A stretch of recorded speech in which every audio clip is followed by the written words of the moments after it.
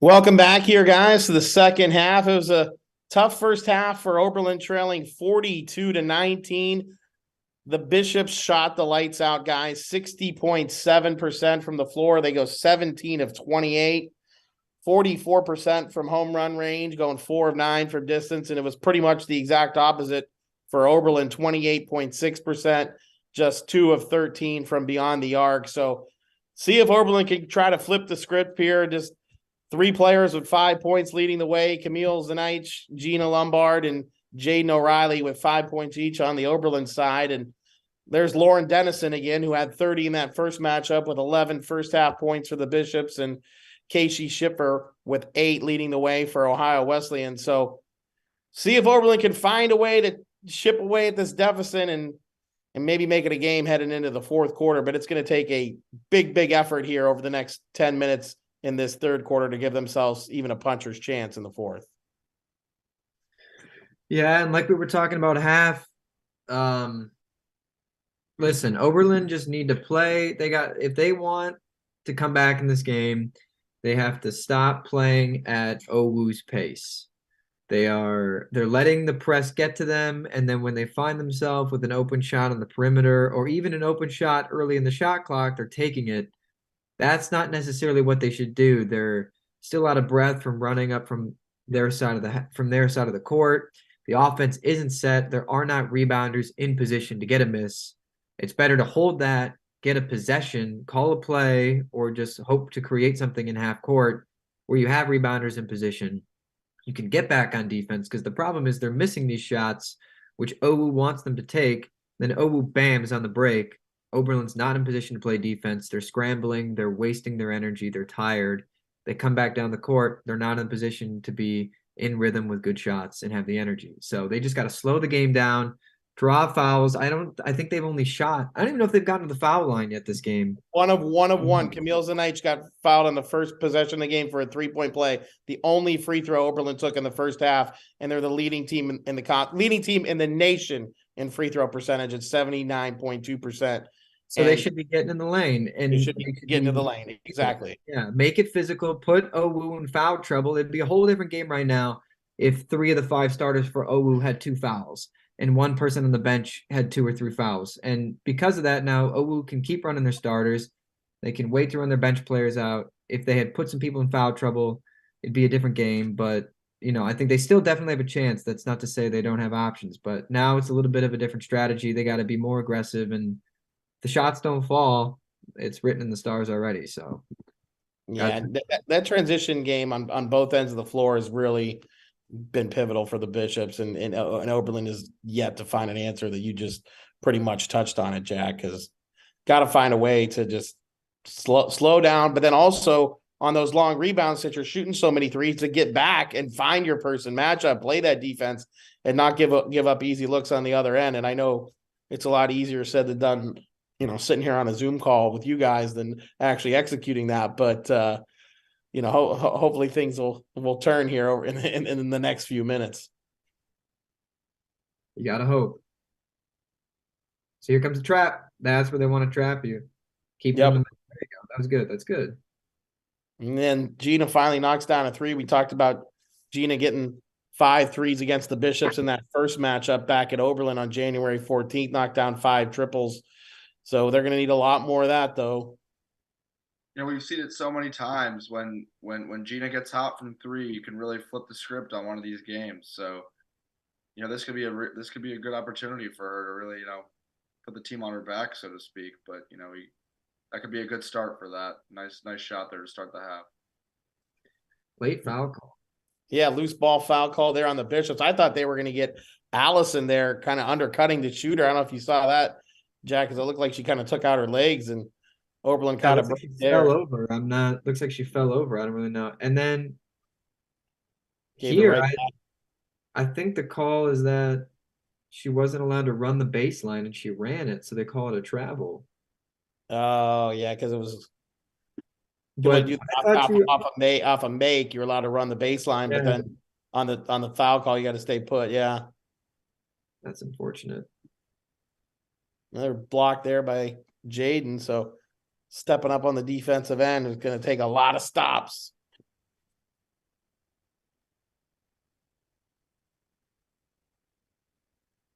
Yeah, and obviously too, we touched on it a little bit at halftime, guys, with no Brianna Woodard out there today, and I'm not quite sure because she missed a couple games and came back, played the last couple of games. It looks like Bree's back at street clothes again, so that's definitely been hindering Oberlin's presence inside. As Bree has just been having a phenomenal season, and without her, it definitely makes things a lot tougher. And we're seeing that first and foremost here this evening. Yeah, without Bree, definitely puts more pressure on Allison and Gina. And we talked about Camille earlier. Having her own injury issues. So there is the star power to make up for it on this Oberlin team, but it's going to take those three players stepping up. In Bree's absence. Yeah, Camille's only averaging 19 minutes a game, guys, this year. You'd like to see that closer to 30 minutes a game, really, and to kind of get the production that we saw from her last year, but hasn't quite materialized yet this season. Yeah. This is completely unrelated, but I'm wondering what the Zoom's favorite 3-point celebrations are. Anybody's got any that they remember? All right, Jack, we've been talking about this one recently. One of our teammates proposed it to us. It's a new one, recently created. You go, talk to me. You like that one? For a 3-point celebration? I don't know. For a double celebration, but I think it could be applicable anywhere. I think you could work it. I think it would. I mean, it makes sense, but I don't know if I'd use it off a 3-pointer, but I think I'd use it, in a different situation on the court. That's more like you dunked on someone, Jack. You know what I mean? Yeah. Dunked on, foul call. There's somebody in the bench. You've got the violin. You got the 3 here, and you're doing this. You got the chef, and you got the classic Carmelo Anthony 3 fingers tapping the headband. What about the Russ? The Russ? Yeah. You've got the bow and arrow. Pull it out. Well, I think Darius Miles used to do this back in the day. Yeah. I think that was something. And I mean, Cavs had this one going for a while, over the eye. Yeah, you got one of those. You got the Curry where he used to pound his chest 3 times, but then he got caught short on defense one time, so now he just does it once. I always love the silencer, the LeBron. Yeah, the pump down. But I know that LeBron is obviously polarizing to some. So Yeoman Wilson comments, how many turnovers from inbound passes right now? Do we have a stat line on that?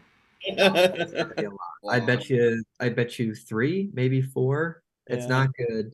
The problem is that the way that they're running the press, because it's that diamond shape, the open space, these spaces are not open, and they've got this player here where you can't just come get the ball.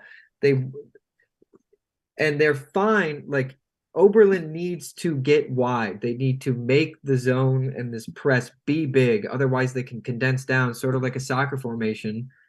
For those of us in the chat or on the Zoom that know that sport, you got to try to get them to break their formation, get wide, create that space in the middle. Look at them here. See, that's where they want the ball to go. That's where they want it to go. They want that press there. They don't get the ball on the sideline. Try to keep it through. See, Allison gets bailed out with a foul there, but really what you want to do is you want to swing the ball, get a pass over top, and then kick it again. Easier said than done again, like we've been saying a lot of things, but.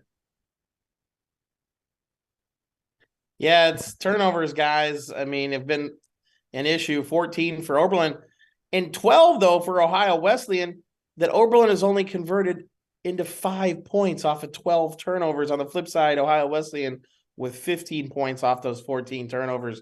So just haven't even been able to cash in when the opportunity's been presented to itself. And then, of course, we talked about not having Bree points in the paint. Big advantage now with Ohio Wesleyan outscoring Oberlin 16-10 inside. And this is huge. 6 minutes left. Look at that little B next to the OBE. And bonus now. That's huge for us. Any foul now, we go and shoot. And that also creates a design break and play. Well, and anytime Oberlin can get points on the board without the clock running right now is definitely huge. Helps. So you go big, stretch him. Ooh. First Allison off, another one throwing. for Yeoman Allison. Wilson there. Trouble getting up the court. Thankfully we kept the ball, but been a struggle just even to get the ball up the court at times for the Yo women tonight. Allison has been throwing her body around, and it's lovely. I mean, she's working hard. Look at her getting back. Yeah, Yeah, big block there. that So hustle. it'll stay with the Bishops, who are now out rebounding Oberlin 26-16 as well in this one. So it's been pretty much controlled by the Bishops from start to finish, guys, and trying to find a silver lining here and looking at these stat numbers, and it's tough to come by. If they can cut this deficit to like it's 25 right now, and they can get it to like under 15, 12, somewhere in there could give you a puncher's chance. Yeah, that's not a jump ball. Did he call it jump ball? So we're going to have a media timeout now, guys. And as we do that, we'll welcome Coach Corley into the Zoom room. Assistant men's and women's swimming and diving coach. Loading him up right now as he gets settled in here. What do you think the refs talk about in those little side conversations? You think he's, hey, I really like the, good call back there. There he is, the man, Hey, the myth, everybody. the Can you hear me? legend. We Yeah, got you, Coach. man. Loud Hey, and guys. clear. That dome's looking nice and shiny, my man. Looking great. Thank you. I took my hat off for you guys. It's an occasion. Yeah, so checking out some Oberlin basketball tonight. Thanks for jumping in on with us. Unfortunately, things aren't going our way so far. It's 50-25 Ohio Wesleyan here at the midway point of the third quarter. So a little bit of a tough run for the Yo women, but your season's almost coming to an end now. We have the conference championship meet next week down in Denison. So just kind of give us a quick rundown of, what's been happening with the men's and women's swimming and diving team, and what do we expect to see next week down in Granville? Well, we can expect to see some fireworks. I can tell you that right now. We have been very successful on the men and women's side this year, especially in comparison to recent years and past. We have lots of, for the first time in recent history, if not school history, we have several people that are on the outside of making some NCAA B cuts. We've had people go and get some auto cuts before, but it would be one this year and maybe one this year or none this year or two this year. But we have about 6 or 7 swimmers that are right there on the cusp of getting invited to the NCAA meet, which is very, very hard to get into. So, yeah, the training this year has gotten us some pretty good results. I believe we have 4 relays. Let me check my list. We have 4 relays that are in the top 50 in the country in Division III. 3 men's relays, 2 of our men, our 200 medley relay, our 400 medley relay on the guys' side, and the 800 medley relay are all in the top 50. I think that 400 medley is in the top 30.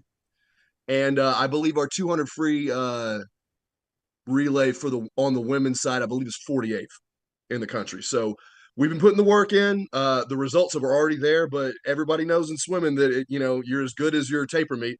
So we're going to rest and hope for the best, and we're going to look to be at the top of that heap. It's going to be tough to beat Kenyon. It's going to be tough to beat Denison. They're very, very good, but we're good too. We're good too. So Yeah. we're going to look to be better than the other good teams, such as Wabash College is very good, DePauw is very good, Worcester's very good, but we're looking to be better than them. We're looking to be on the top of that heap, and I'm optimistic that we absolutely can do that, and that's going to happen next week. I love it.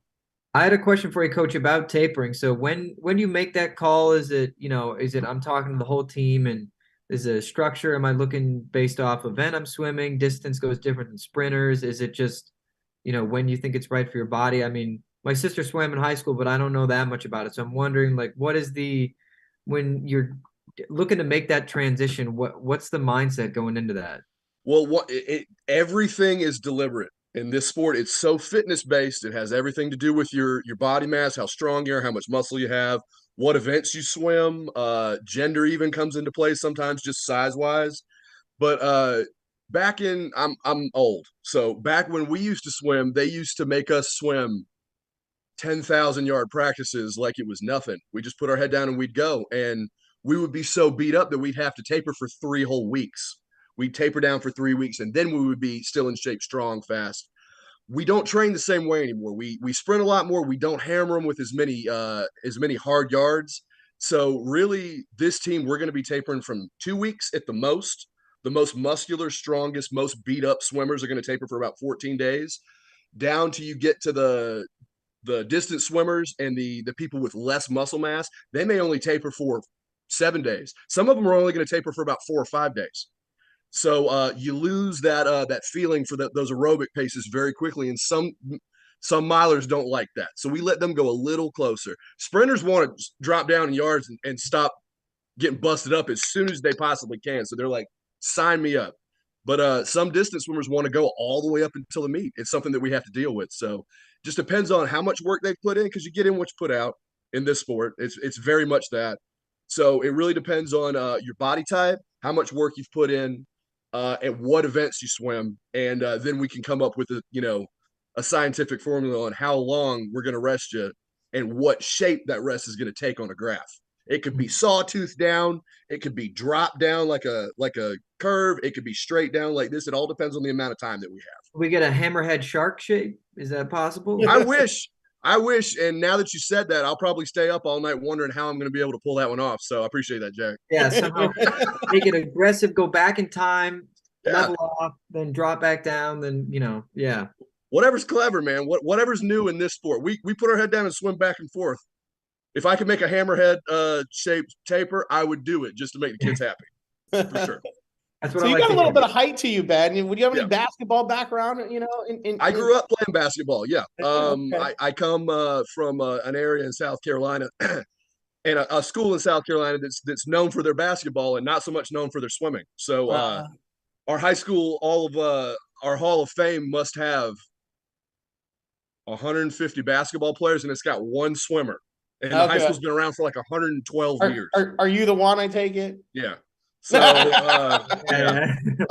But it's a big basketball school. They want like they've won state championships, and it was an honor to play for them. Being from a small place in South Carolina, we don't have pro teams. We had our college teams, and you had your high school stars. Those were your stars. So I always looked up and wanted to be one of those guys. Guys like James Stokes, guys, my coach Bailey Harris, like those were heroes in my town. So I grew up playing basketball, wanting to be one of them. And then I just kind of got good at swimming, and that's just kind of where it went. Yeah. So, Coach, I did my research. Lexington High School, right? And Correct. then College of Charleston. I tried to do some research, but I couldn't find many statistics. It looked like Charleston doesn't have a swimming program anymore. But what was it like, doing that grind for 4 years? Well, I'll hit on two things that you said. It's in Charleston, South Carolina, which is one of the most gorgeous places on the planet. If you've never been there, I definitely recommend that you go. So putting in tons of work for swimming and tons of work for college while living at the beach had its own natural difficulties, but we found a way through it. So it made if I live in the middle of nowhere in Wyoming or in North Dakota or something like that, like where it was college and then swimming and that's all I had, it probably would have been a little bit easier. But yeah, that place is a town with distractions and lots of things to do, and it made the grind a little more grindy. So that's a pretty good question. But yeah, so College of Charleston, a lot of swim teams, because we're one of the sports that doesn't sell a ton of tickets. They lost their program back in 2015. So that was one in South Carolina. That was they were one of two men's college teams in the whole state. Now there's only one. So actually, no, there's two now. There's a brand new one this year. Columbia College has got one this year, as of this year. So yeah, I was very sad to see them go. Yeah, I swam for Lexington High School for my coach Anna Daly. I actually coached the first one, helped coach the first team there in 1995 because we didn't have a coach yet. But I had tons of fun swimming for the Wildcats and swimming for the Cougars, and I wish that swim team was still around, because I would love to to send some high school kids to my old alma mater and get them fast and everything. But I'll just recruit the fast kids and they'll come to Oberlin now. We'll just do that. That's right. That's That sounds good. Talk about some of your experience, Ben. You actually have some experience even coaching, Olympic level athletes from Spire, and we have Miguel this year. Talk about his experience at the FINA World Championships and your work with international swimming, and obviously, it's all over the world. Sure. Yeah, in swimming, especially in America, everybody wants to swim in the USA. If you want to go play rugby, you go and, you play in Australia, you go and play in Tonga. That's where you want to play badminton, you go, to this country. If you want to swim, and there are a lot of good swimmers all over, the world, you come to America. That's what everybody wants to do. Everybody wants to get an American education out of it, and they want to come and compete against the best, which the NCAA meet, the Division III NCAA meet is insanely fast. And if you look at all those names, even more at the D2 and D1 level, you're going to see a bunch of last names that don't look like yours, because everybody wants to come and have a chance to compete and be, conference champion, NCAA champion. So in this sport, you get a lot of opportunity to coach people from different parts of the world. I've coached people from big foreign countries that you've heard of, South Africa, a lot of Australians, English, Canadians, a lot of South American, a lot of Brazilians, Russians, things like that. But when I worked at, there's a big sportsplex on the east side of Cleveland, on the other side of town from Oberlin, called the Spire Institute, that was a FINA scholarship site. There was one of 3 in the world. There was one in South Africa, there was one in the Philippines, and the other one was in Geneva, Ohio.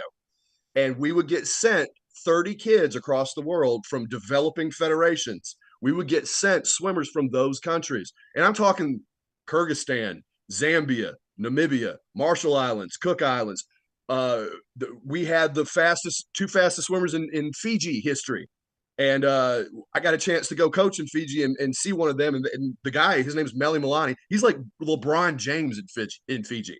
So like it's the international aspect to it makes it even that much more interesting, at least to me.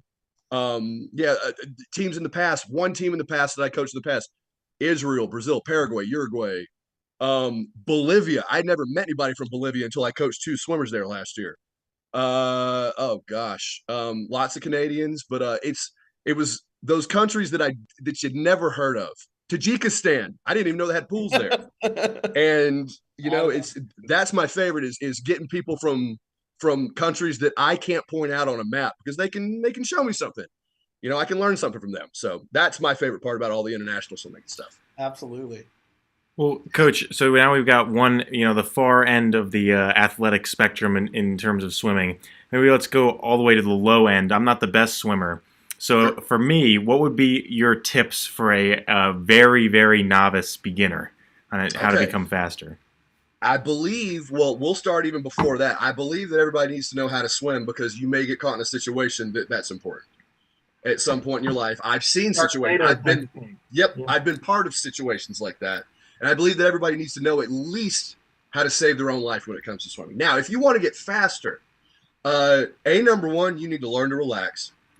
Everybody that I've ever talked to that's like, all right, I'm going to hop in, watch what I do, and let's see, what you can do to have me go faster. And they hop in and they're like, oh God. And they're breathing like crazy, and they're sinking in the water. Their body position's all off. If they would just relax and half float, half swim just to start out with, it would be so much easier to progress from that point. So I would just say, work on things like body line, keeping your head, hips, and feet in a straight line. You don't want to swim plowing through the water with your feet, 4 feet underneath the water, because you're going to sink. Work on floating in the water on your stomach and on your back. If you are looking to be a faster competitive swimmer, give yourself some time intervals. Every pool's got some kind of clock, whether it's an analog clock or a digital clock. Give yourself 1 lap is 25 yards. Give yourself 8 25s on a minute and a half. And it may take you 30 seconds to swim that first 25, and then you got a minute to rest. Then at that minute and a half mark, you come back. Then you got another minute to rest. Then maybe the next time you go on the 115. So then you go, and then you got 45 seconds to rest. Then you go, and you got 45 seconds to rest. You decide that you want more rest, so you go faster. So you get less rest, you go faster. You look to improve sets by time interval and distance and repetition numbers. And you start down. You start some of the fastest. I coached the national champion, the Division II national champion in breaststroke. And we would start, he had a groin injury, and he would start, we swam 25s. We swam one length, at a time. And then, we ended up rehabbing him and getting him back where he needed to be. But anytime I ever taught a a beginner, could be any age, how to swim butterfly the most difficult, I would say, stroke to learn how to swim, we would start with 25s. We would start with one length. We would start with get all the rest you want. Let's be ready to go again. It's as many successful swims as you can have in a row. You don't want to swim 2 good ones and 6 bad ones because you're probably not going to come back and do it again. Coach, I'm pretty sure that I'm a sinker, not a floater, but some say That's that's not okay. really a thing. Is that That's okay. I'll say I've never met a lazy river I don't like. So. I love those things too, man. Like it's just I'll get lost in those for hours. I love them. Yeah. So, all right, maybe this is sort of a two-parter. So you have a basketball history a little bit played. You got a Sure. swimming history. Sure. People that come on here that play basketball, we ask them for their player comparison. Mhm. What sort of player were you? Maybe an NBA player, college player. You think your game emulated, but then give us the swimmer comparison too. Who do you think is a swimmer as a competitor? Maybe stroke style or competition, that kind of thing. Okay. I don't know if you that well, but maybe throw a name out there we might know. So give us. Jack, that's a really good question. I'm 42 years old, and I grew up, and I used to love Duke basketball. And I grew up, and I was tall. I'm 6'3". Yeah, there you go, John. I'm 6'3". I'm not super tall, but I always wanted to be a Christian big point Laettner guard. right now. We're booting you. Yeah, well, there you go. Yeah, I Oh. wanted to be a tall point guard. I wanted to be a 6'8" point guard. I wanted to be a Jalen Rose. I wanted to be a Grant Hill. I loved Grant Hill. I still love Grant Hill. I haven't kept up with him in years, but I hope he's doing well because he was my hero growing up. I wanted to be Christian Laettner, who was a 6'11" post guy that could shoot threes. They make those back then. That was before Dirk Nowitzki. That was before, all your players that you're Giannis that, can just literally score from anywhere. I wanted to be a big guy that handled the ball. And I would go from post player to I remember going to team camp one summer and asking my coach, can I run the point? And he was like, yeah, whatever. He was dialing it in that day, I think. And I got to run the point. I remember that game at team camp against God knows who. I don't even remember who. I remember that game more clear than anything because that was the first time that I ever got a chance to run the show and be Grant Hill. And how'd we do? How'd you do? I didn't score any points, but I remember I was hitting passes, and I remember people were impressed with the way that I could pass because I'd never really passed before. I remember that in that game. So in that aspect, I was happy.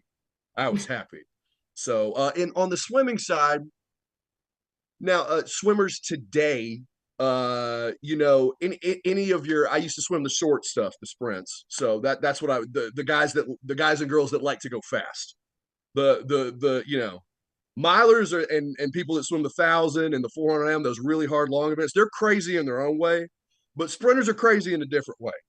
I was one of those. So my hero back in the day was a guy named Gary Hall Jr. He was once again, this was back in the 90s. He would go on Jay Leno and he would say wild stuff. He would shadow box behind the blocks, act all tough. There weren't a lot of swimmers that acted tough back then. I like that. So so I always wanted to be Gary Hall Jr. There was a Russian named Alexander Popov too, called him the Russian Rocket. And he was the best sprinter in the world for a long time. And you look at him and you're like, oh my God, you're a world-class athlete because he's really good looking too. And I remember when I was a kid, I was like, I want to be that guy. I want to be the best in the world. And he just walks around. Everybody's like, who is that? I used to it may be a little controversial, especially with people here that I used to like Alexander Popov, but I really did. He was one of my heroes. So those would be the guys that I would compare myself to. I want to look up those guys. They sound cool. I'm looking them up right now. Yeah. Gary Hall Jr. had some good stuff. You look him up, man. He was cool. I liked him. Then we had a question come in for you in the Sure. chat, actually. Okay. From Ryan Buck. He said, do you make any changes to your coaching approach to get the best out of the kids from different countries? Yes. Yeah, you absolutely have to. Americans are used to, there are tons of good swim coaches in America. Tons. They're everywhere. You can go to a random city in a state that you've never been to, and you're going to be able to find 2 or 3 really good swim coaches that have coached a lot of fast people there. So, really, how would I put this? What was the question? One more time. Can you read it for me? So he basically asked, how do you different approaches to coaching the international kids to coaching? Okay, I got you. The American so kids. American kids, you can be a little harder on. if they come and you know that they're not, because in this sport you have to bring it every day, because if you don't, you're missing opportunities. So if you come and you see that, Johnny from Nebraska is dialing it in that day, because you know how fast Johnny is. Johnny normally goes 31s on these 50s, but he's going 36s today. Either he's got the flu or he's not trying. It's one of those two things. So Johnny's put up with some good coaches that have let him have it over the years. So I would be more inclined to get on Johnny's case. If I have somebody who is one of the fastest people in their country and they come here, they're used to getting spoken to a little differently than I would Johnny. So I don't say you need to tiptoe around them, but you need to ease them into, I have a big personality and I will let you know what I think, because that's the best way to get the results out of everything. And people appreciate the honesty nowadays. But with those people that maybe were bigger fish in smaller ponds, you have to ease them into, hey, what was that? That wasn't good enough. Like you can't just right off the bat just say what they're doing is not good enough, because then they're not going to want to hang around. So other than that, if there is a language barrier, very rarely do you run into somebody that can't speak English that comes and swims, but it happens every now and again. Some people slip through the cracks. You got to take a test called the TOEFL. Basically like an English as a second language test. To qualify, you have to hit a certain score. And I've coached some people that I know didn't hit those scores because I couldn't understand a word they said. And you have to be more careful with them. You can't be upset with somebody that can't understand why you're upset with them. So you have to take a different approach for people in language barrier situations. So those are two ways that I would say that you have to coach international swimmers a little bit differently. Are they different people? No. Was there coming up a little bit different? Yes. Can they handle the same things? Yes, but it may take them a year to get there. So to answer that question, Coach, I've had this discussion with a few people. When you talk about the greatest athlete of all time across all sports, Sure. you're Tom Brady, Serena Williams, sure. maybe a Katie Ledecky, but also maybe a Michael Phelps. Where Sure. do you think the top swimmers ever fall into that? And knowing that, Michael Phelps at the last Olympics he competed in, I think it was, he broke a record that was set back when the Greeks were doing Olympics with the amount of medals he won. Where do you think swimmers rank, male and female swimmers rank in the all-time greatest athlete of all time competition? As far as physicality, they're going to be right up there with the best, because it's a purely physical sport.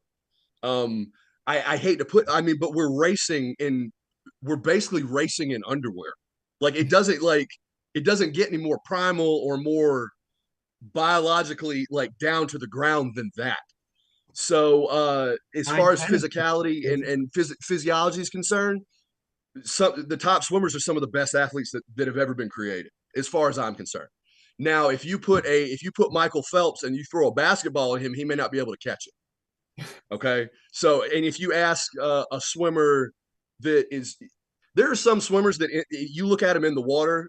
Mike's seen some fast ones when he comes to the meets and stuff like that, but there are some swimmers that you look at him in the water and you're like, that looks fake. Like that girl or guy is going so fast. I don't understand how they're doing that. You can put that same person on a track and ask them to run around it once and they'll trip 5 times. So like, as far as like what we do as a pure physical swimming aspect, other people hop in and try to do it and it's impossible. When I was coaching over on the other side of Cleveland, we had a very successful prep basketball team there at Spire. That LaMelo Ball was on that team. A kid that was drafted by the Pacers, 2 kids that went to Georgetown. It was a very good team, and their coach was for real. He was a guy named Jermaine Jackson. He's still for real, and I hope Coach Jermaine's doing well. But Coach Jermaine was an athlete. He was, Jerry Stackhouse's and Lindsey Hunter's best friend. He played for the Pistons. He played for the Raptors. I remember him, and he was a scrappy downtown Detroit player. And when I started talking about when he got hired and I started talking about swimming, he was like, he got this look on his face, and he showed up to the pool before my practice, and he wanted me to give him a workout. And once again, part of my French, it damn near killed him. But Jermaine wanted to see what it was all about, and he found out that day. So once again, Jermaine didn't look real. He was the size of a doorway. he had a 40-inch vertical. He was one of the, he was a great basketball player. And then we put him in some water, and he was huffing and puffing after 5 minutes. And it was just a very difficult exercise for him to do. So I've seen amazing athletes try to swim and can't do it. And I've seen amazing swimmers try to shoot a basketball and not be able to do it. So it's apples and pens. It's so far apart. But as far as what we do and how hard it is, and some of the people that I've seen over the years, I would definitely put Katie Ledecky up there and Michael Phelps as some of the most amazing athletes in the history of the universe. I would say that for sure. All right, Coach. So before we let you go and enjoy the rest of your night, we got a departure trivia question for you. So Okay. recently, the Oberlin men's basketball. Oh, there's a helicopter flying above me right now. I don't know if you can pick that up on Zoom. Anyway, recently the Oberlin men's basketball team defeated Worcester for the first time in 35 years. Yeah. So who was the president 35 years ago when Oberlin last won? 35. So that would be 88. Well, that was an election year. Is it 88? Yeah, 88. That was an election year, so it was either Ronald Reagan or George Bush Sr. Nailed who got it. elected in 88. Nailed it. On the nose. Yeah. See? I told you I'm old, man. I remember all that stuff. So yeah. Were you old enough to vote in that election? Nope, I was in third grade. It was 1988. So I didn't think you were that old. Yeah. You didn't get to cast your ballot, Yeah, right. I probably wanted to vote, but I couldn't spell the name, so Yeah. Probably still can't, but that's okay. That's all right, man. I got a job. We're all good. Yeah. Love the conversation, Ben. Thanks for hopping on. No Good luck problem. next weekend down in Denison, man. We'll be cheering you on for sure, and we'll be watching. So Thank good you luck so to much. you. I had a great time, Mr. Mike. It was good to see you. It was good to meet you guys. Thank you so much. Nice to meet you. All right, Hey, take don't forget care, to wear your man. Have a life great night. jackets. I will, for sure. That was an impressive answer to the trivia question. That was a quick I fire jumped on that. answer. I was debating about going maybe with a harder one. I don't know if you guys get it. Well, in 1988, what was the number one song in the world? Was it? It was Tiffany. Was it Tiffany? 1988. Well, like when we beat the week that we beat Worcester, I think I looked it up. Was Oh, it really? Tiffany? Well, I was going with. Wait, let me go back. I'll give you the top 5. Wait. Was it Prince? It was. I bet you it's something by Prince. That's my guess. Hold on. Oh yeah, it was. Tiffany's Could Have Been on February 6, I 1988. got a call. Number one John song. says Taylor Swift. I knew you were in trouble when you walked in. So Wait, so you the played 20 answer. different songs and tell me it was that Tiffany song, and I wouldn't be able to pick it out. The answer I was looking for is "Never Gonna Give You Up" by Rick Astley. That's well, a that might have joke. been like the song That's a of the joke. year. That's a I joke. looked at like the actual date, and they do like the Billboard top. I didn't know 40. the actual date, but in 1988, the number one according to Wikipedia was "Faith" by George Michael. Never heard it. "Need You Tonight," "Got My Mind Set on You," then That's "Never a Gonna great Give You song. Up," and "Sweet Child of Mine." You guys got to get Wow. on 8 on Sirius XM, guys. Get some. You're missing out. Like my car's from 2000. You think I got Sirius XM on that thing? Could I have read an been rented an auxiliary cord out of the cassette tape. I don't really know if I can Sirius XM rock it. could have been was the number 8. All right. Well, I mean, I know we've had a couple good interviews, but I mean, this game has really fallen apart. and thankfully we had some good guests to kind of get us through here because that second half charge we were hoping for, boys, never really came to fruition. As we're just playing out the string now, is 82-35. Just not the night for the Yeo women. So you're gonna have to regroup and should have a nice easy one. Hopefully, coming in on Saturday now against Worcester, who's yet to win in the league. I think they're just 1-19 overall. And try to maybe be a get right game here for Oberlin. Get Bree back in the mix, get her settled in a little bit because, like I said, only a handful more to go before the conference tournament, and you still want to make sure you don't lose out on that first round conference home game. We're right there. It'd be the 4 or 5 game. If the tournament started tonight, it would be us versus Denison. who we've beat twice, but have also is capable of beating us, especially if we're going to shoot the ball like we did tonight. And that's all it takes is one off night to come tournament time and your season's over. So hopefully some better days ahead for this young women's squad. And we talked about it a little bit earlier, but Oberlin stumbled a little bit going into the playoffs last year, and then came out on the wrong side against OWU in the tournament. But with a couple games left, it looks like we got 5 games left, starting with Worcester on Saturday. Like that could, if we go on a little winning streak here to 10 the season, that could, this really bad result could kind of go by the wayside in a way. But finishing out strong going into the tournament, we see it countless times in college and pro sports. The way that the momentum that you build going into the postseason can really be like what makes or breaks a team. And that they're going to work hard in practice this week to make sure that game on Saturday goes the way it ought to. But it's got to start now. Yeah, 13 of 52 from the floor tonight, guys. Just 25%. It's tough to win that way, and 3 of 20 from 3, and throw in 24 turnovers to boot, and it doesn't take a brain surgeon to figure out why the scoreline looks like it does. Well, I feel bad because I feel like every one of my keys to victory ended up being the most glaring issues for the Yeo women here. But I mean, well, you hit it right on the head. I mean, that's what they had to do, and it just didn't execute. And that's going to happen. But 21 say, guys, for Alyssa Griner.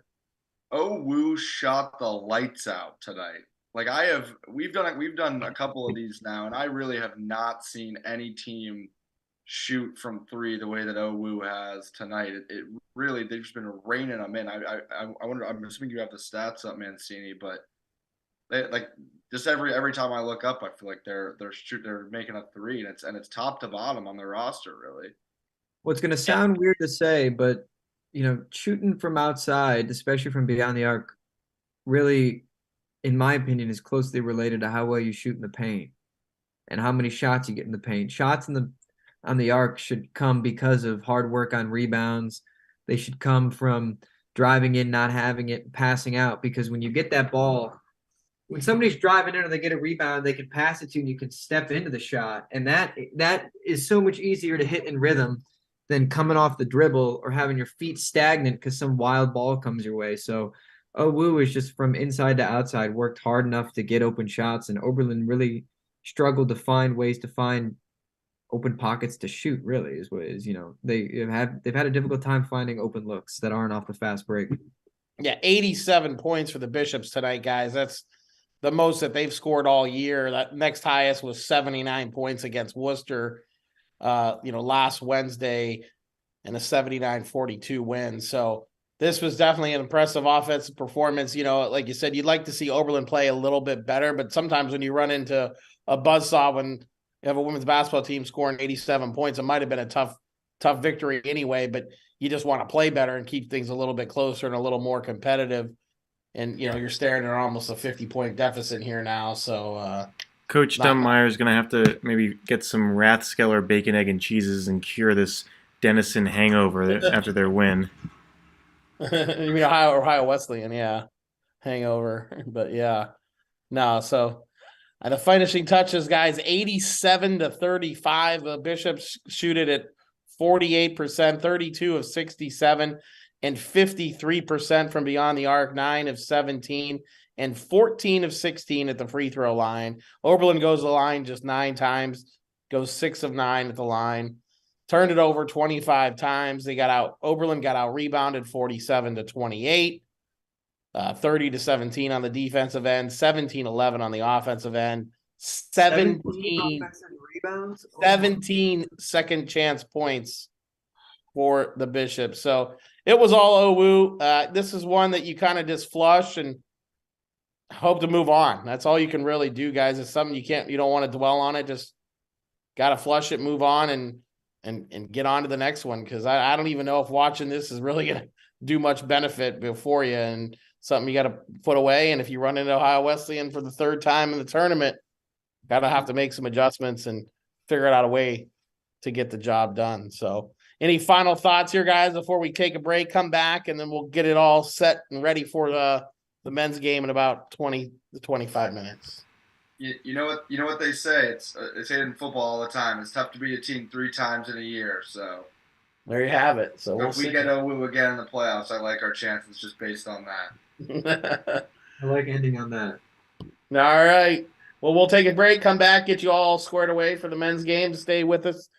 Go refill your favorite beverage, grab something to eat, and come back, as it should be a good one between the Bishops and the Yeomen on the men's side.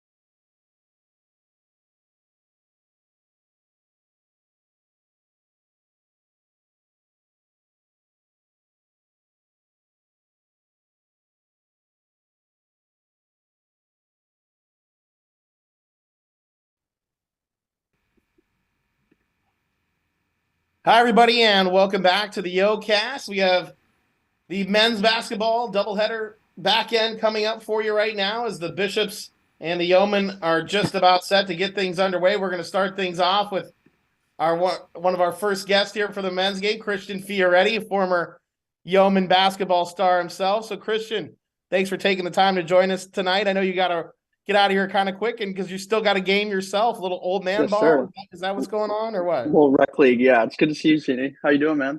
Good to see you as well, man. Thanks for taking the time and talk a little Yeoman basketball tonight. And of course, the big one here, right, against the Bishops. And I know obviously you were pretty excited about Saturday's win over Worcester. So why don't we talk about the importance of this game and how do you kind of use a big win like that to kind of springboard you into the next one and a little bit of confidence maybe here going down for the stretch run?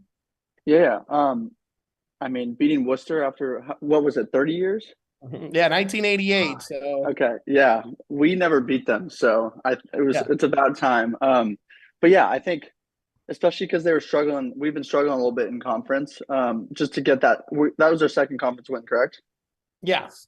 Yeah. So I mean, if you just build on they were the number 1 seed, Worcester, and if you build on that, just I honestly, that helped us a lot last year is when we upset Wabash, when we upset the top seeds, you just gain and build a lot of confidence into the next one. And you can really believe that you can beat anybody because right now we're sitting towards the bottom of the conference, but we know that we can sneak in kind of a lower seed in conference into the conference playoffs and then, make a run. So using this win's going to be huge for tonight's game.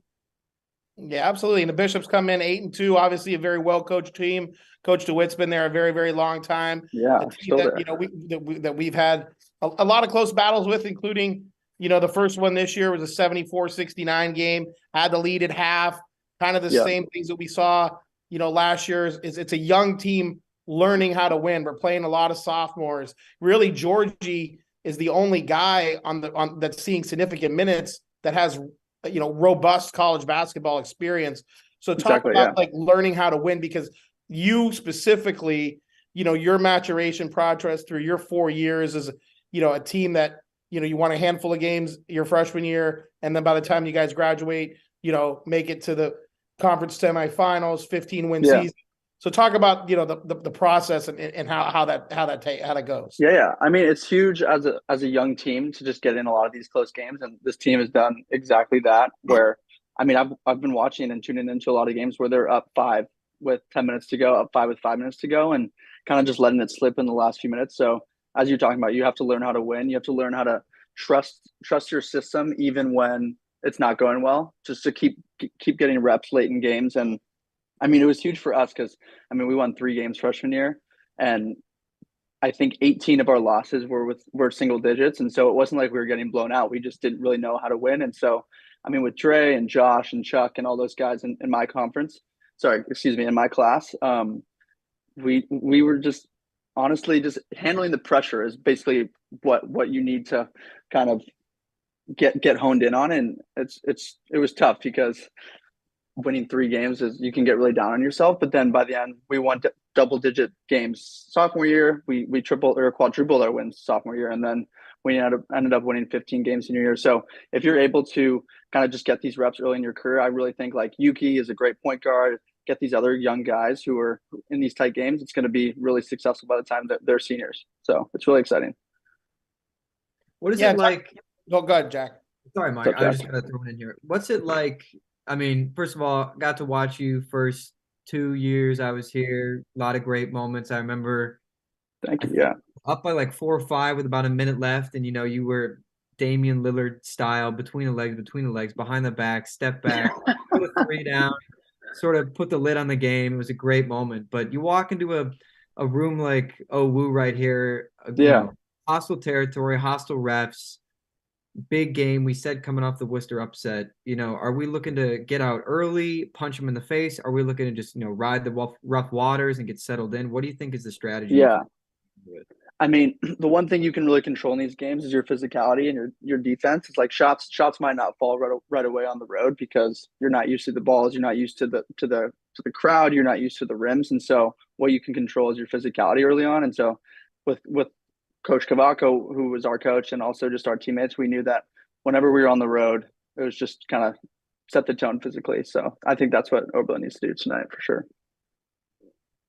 And I think we've seen that from this team this year. I think, Yeah. Shiva and the staff has worked very hard to kind of get us to play a little bit more aggressive, get us to be more physical. And I think you've seen that in the second half of the season a little bit more. Guys are being a little bit more aggressive, taking the ball to the rim with strength and not fading away or settling for a jumper. I think you're seeing a little bit more of that physicality.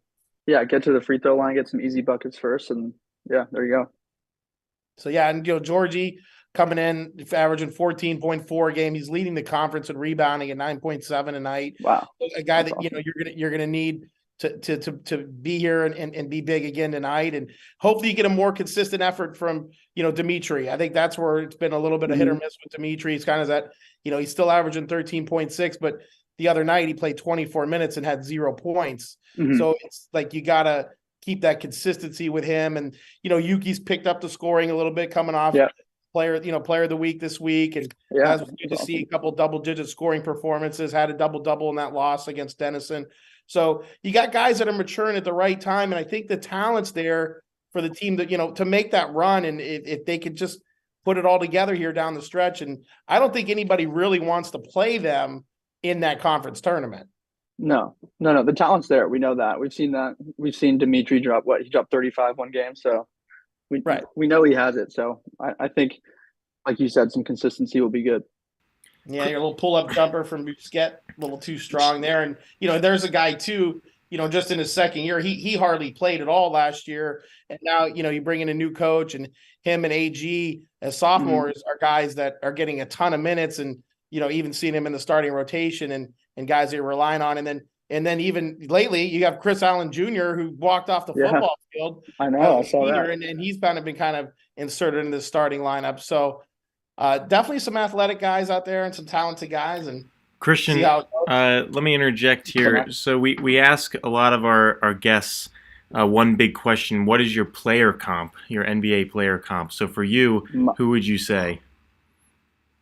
Oh God, I've actually been trying to figure this out, and I really have not been able to figure out a good one. Sini, do you have one for me?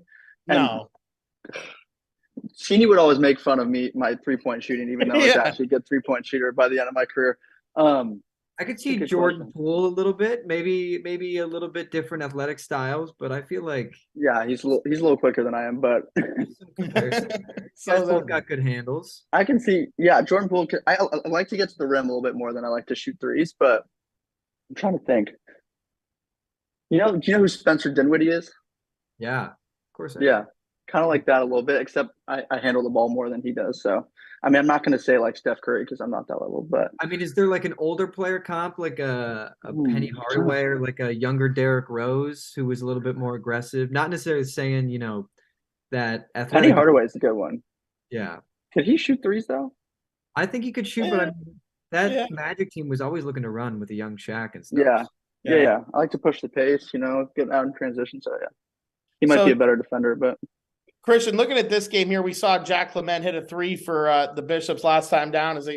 Coming in, he's the leading scorer in the conference at 22.7 a night. Oberlin did a really good job against him in the first game. He got to 25, but it was on 26 shots.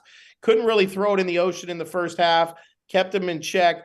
How do you try to shut down an elite scorer like that on the defensive end? What do you have to do if you're the Yeoman here tonight to try to keep him in check? Yeah, I remember playing against Jack, right? Jack. Yeah.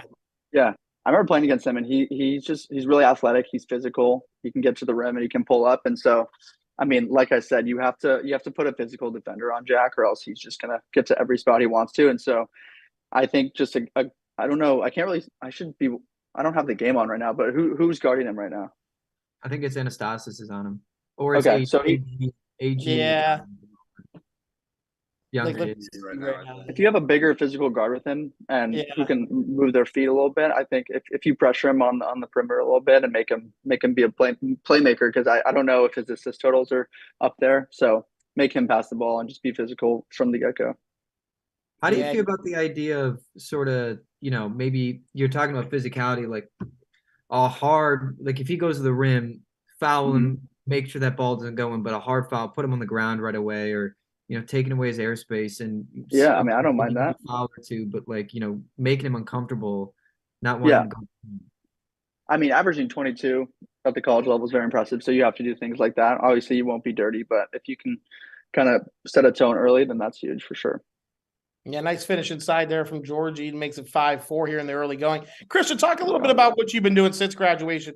Obviously, your season kind of ended right before the pandemic hit, and and the next nobody's playing any sports, and you've been kind of all over the country trying to continue your basketball career, your education, and work. So just fill everybody what you've been doing since that 2020 graduation that really wasn't a graduation at all. Not really a graduation, but I haven't been back since senior year. So I'm actually going to come back for the DePaul game next weekend, which will be great.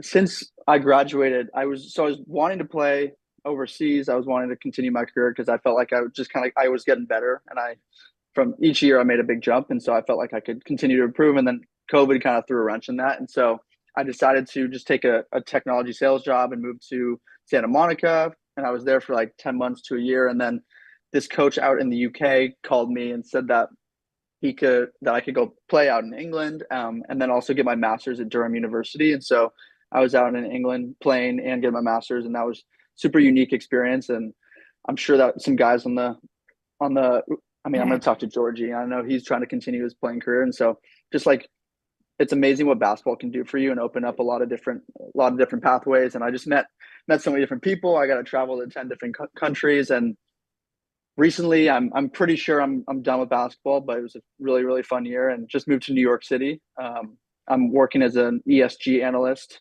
at a sustainability consultancy firm. And I actually started work this week, so I'm now a working man again, but last year was super fun, and I'm excited to be in New York now and still play hoops on the side like I have tonight. Yeah. How many points are you averaging in the old man league now? So this is my first game tonight. I missed the first game tonight. Oh boy. There's a lot of over under 30 shots. Over. Well, there's a lot of talk about what overseas ball is like. They say they're a lot more fundamentally sound or whatever, all that jazz, but they're more physical. Mm-hmm. They talk about the European products that go to the NBA, that they're Luka's saying that stuff about it's easier to score in the NBA. I mean, at least in your experience, what's European ball like? Is it different? It's different. It's really fast paced. So my situation was interesting because my team would play in the university league, and then we'd also play against the second division pro teams in England, and so it's called NBL1. So we would see. It was funny because I had 6 Americans on my team, and so it was a lot of either former pro guys or kind of coming out of. We had a couple of D1 guys, a couple of D2 guys, so it was really fun. But one thing is, there's a lot of just like transition threes. There's a lot of just quick movements because the shot clock is 24. I believe it was 24. Yeah, and then so quicker shot clock, and then you're just moving the ball way more. It's a lot less one-on-one ball. It's a lot more kind of team-oriented basketball, and it's more. We didn't have a ton of set plays. It's just a system, and you just got to continually move. So I don't know about. I wasn't playing the same level as Luka, so I cannot tell you whether it's easier to score because he was I think he was the MVP of the EuroLeague at like 18 years old. So I was not quite at that level, but yeah, it was fun to play out there for sure. Well, Christian, we want to make sure you get to your first game and you have some time to warm up, so we won't hold you too much longer. But we have of course. We're ending with a few more minutes for sure. We're ending with a trivia question we've been asking people. So I'll recreate the one we asked to our swim coach who just came on for the women's game. So obviously the men's team had a huge win against Worcester, first time in 35 years.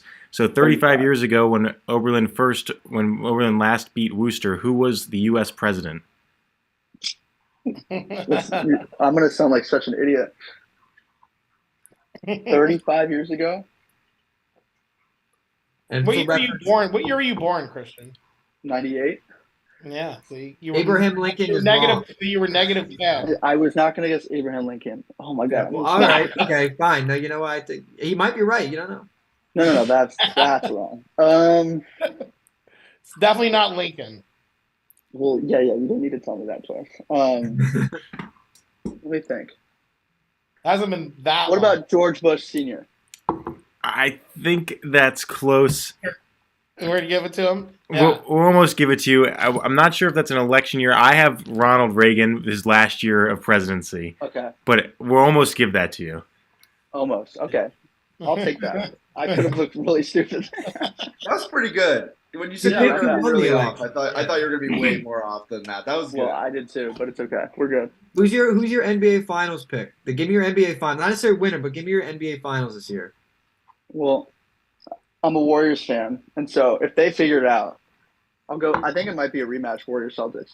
That's a big if they figure it out, but They figured it out. They figured it out last year. They're pretty good.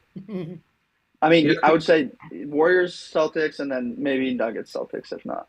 you don't think the Bucks do it again this year? Come on, give my Bucks a chance. Give it to them. Are you a Bucks fan? Yeah. Okay. Are you from Milwaukee or what? From northern Wisconsin, but yeah. Okay. I'm- Okay. Nice. Mm. 19. What's your finals pick? Reading that.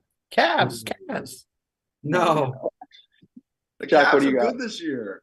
I give it Bucks Nuggets or Okay. Celtics Nuggets. It's going to be the Bucks or the Celtics out of the East. I think the 76ers fold. I think the Cavs win a series, but then they lose. And I don't think Toronto is going to be star powered enough to win games. Even No. but I don't know. 7-game series. Nick Nurse is so good. You never know. Yeah, I don't think Toronto's got it this year, but I like Celtics Nuggets. I can see that for sure. But I'm gonna say the Warriors just because someone's gonna knock them off. Represent. Yeah, exactly. West Coast life. So, well, all right, Christian. I guess we'll let you go. Get out of here, buddy. I know you got to get on the road, especially Yes, New York traffic. So Yeah. you don't want to be late for that first game now. So, Yes, sir. well, good luck to you All right. tonight. Thanks for Yeah, hopping good on. talking And to you all. yeah, we'll catch up next week when you're here on campus, buddy. Look forward Yeah. to seeing you in person. Yeah, you too. I'll Bring see your you next shoes. week. We're jumping west. Bring your shoes. I will bring my shoes for sure. I'll see you. There Yeah, you let's go. go. All right, guys. Have a good one. Take care, Go buddy. Yo. Go Yo. So a little run there by the Bishops opened up a 13-4 lead. Oberlin trying to battle back a little bit now, guys, 18-12. So it's hanging in there as we reach almost the midway point of the first half. Georgie.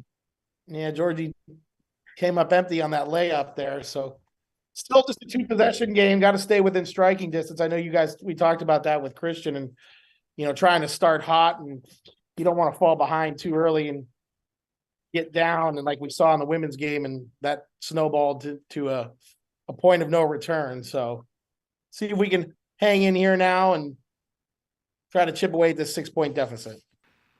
Jack's going to go ahead and hit us with the delayed keys to victory. I think you have that all set up for us. Yeah, I got it for us. Okay. Yeah, let's do it. Here we go. All right. Key number 1. It's called Orange You Glad I Didn't Score, in honor of Jack Clement. Averages 22 to 23 a game. Gotta keep him reeled in. He's had a couple nice shots at a nice little 3 in the corner here a couple minutes ago off an inbound play, but doing everything we can to keep him in line. Key number 2 is boardwalking. OWU is -2 on their rebound totals. So hit the glass hard, use your size advantage. Easy buckets, work inside out. Let those deep shots fall when you get them, but work from the inside, work in the paint, get fouls. And the last one is forget about it. And that's in honor of the Worcester win. Take that energy coming. It's great, but this is a different opponent, different game, whole different thing. As Christian said, a couple shots might not fall early because it's the road, but use that energy in a positive. But, after the first minute of this game, I hope, and it seems so, but they shouldn't be thinking about that game. This is the next opponent. They got to keep moving on. So Nice take there from Busquets. And he finished at the rim with a nice jump stop layup. Jack, key 1 is going to be pretty tough to contain tonight. Clement already with some crazy shots. Like I was, obviously we were looking out for him, but he had a step back 3, couple pull ups, another one right there. Like God, he's good. And you notice what he's something. doing here. He's moving around, constantly getting different defenders to have to switch. They're calling screens, trying to get him into good positions. I don't know what they're going to do. I mean, honestly, I just, trapping him off a ball screen is not a bad idea. Just get the ball out of his hands. He's coming to get it.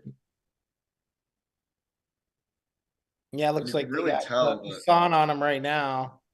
The the OWU offense, I mean, it really is like he's moving around constantly, just trying to get him the ball. I mean, it's if we can somehow make it a little more difficult on him, like you gotta feel pretty good about it as the Yeoman. But I mean, that's a big ask, obviously. Another second chance opportunity here, guys, is you got a fadeaway three, but the Bishops came down with the rebound and then drew a foul. So we're gonna head to a media timeout, 22-16, with 9:32 left.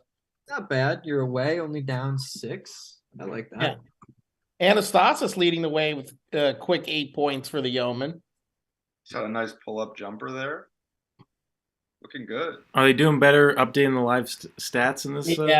Yeah, Clement was already at 12 points, guys, 5 of 6 here in the first half. So he came to play. Like I said, he had a rough first half in the game at Oberlin, 74-69, Ohio Wesleyan victory. Clement just 10 of 26 in that game. Now he got to 25 points on 26 shots and goes 3 of 12 at the line, where it's a little bit of a different kind of start here this evening, unfortunately. So hopefully Oberlin can try to cool him off here and make some defensive adjustments, as Jack alluded to, and try to shut him down, and got to make somebody else beat you. Now, in that game here at Oberlin, too, Henry Hinkle had 22 on 7 of 9 shooting. So a couple of different options. But after that, it was 7, 6, 3, 8, 3. So if you can shut down the big guns, give yourself a chance and find a way to pull off a road win here would be huge for the Yeoman. Yeah, I'm of two minds about this, because anytime Jack is doing something good, I'm good about it, but I also am obviously not wanting him to do well, so torn. I think we got to look back at our boy from our first Yeo Cast, Tattoo Man, who we were really chomping on, and then just absolutely dunked on us in the end. What about it? Who was the first? What was our first Yeo Cast against? Wabash. Let's see how he's doing. I'll give you a check-in momentarily. Checking on him. So, Scoom, why don't you go ahead and give us the Schooners lore here before we welcome Coach Pont on the air in the next 5 minutes or so, and kind of break down the history of this one as we're still at the midway point of the first half. Yeah, absolutely. You kind of alluded to the last meeting between these two a little bit there, Sini. There was a loss back in January, 74-69. You talked about the big guns, Clement and Hinkle, both scoring 20 plus for OWU. It's been a bit of a tough matchup for the Yeoman. You know, it's an all-time 100-32 record in favor of OWU. Back last year in 2021-2022, OWU had swept the Yeoman, wins of 79-78 and 69-58. The home side of that twin bill was a buzzer beater win for OWU, with the Yeoman killer and the killer of practically the entire NCAC, Jack Clement, having a buzzer beater, just a killer on the home floor for the Yeoman.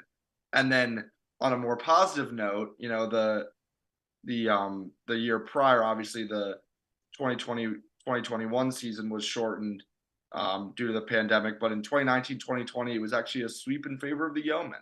So 2 of those 32 all-time victories came back 3 seasons ago.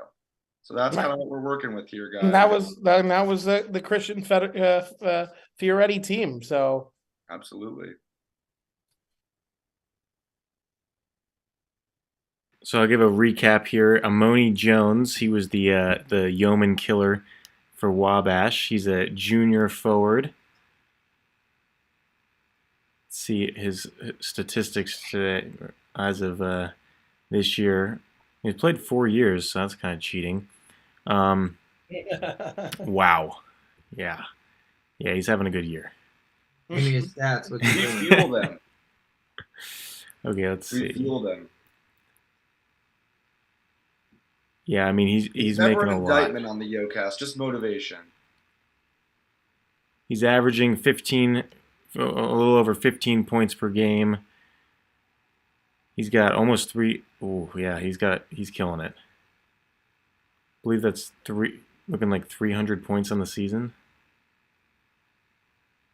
Yeah, we shouldn't have poked the bear over there. really ignited an illustrious career. And it's speaking of poking the bear, guys. It's the Bishops just ripped off a 10-0 run to go up 32-16. So hopefully our next guest brings us some good luck, as we're gonna let in the newest staff member, Coach John Pont, to the Zoom.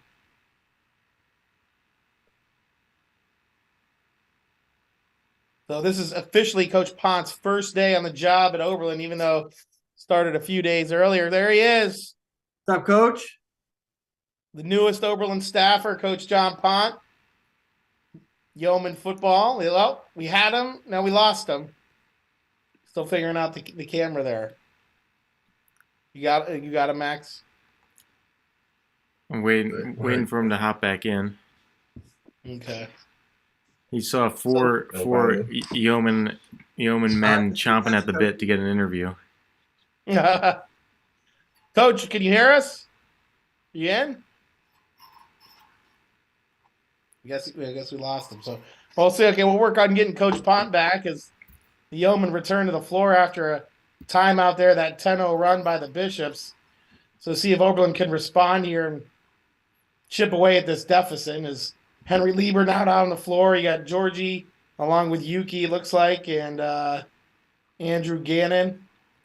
There must be something in this Bishop's food they put in today, because they've been both teams coming out absolutely blisteringly hot.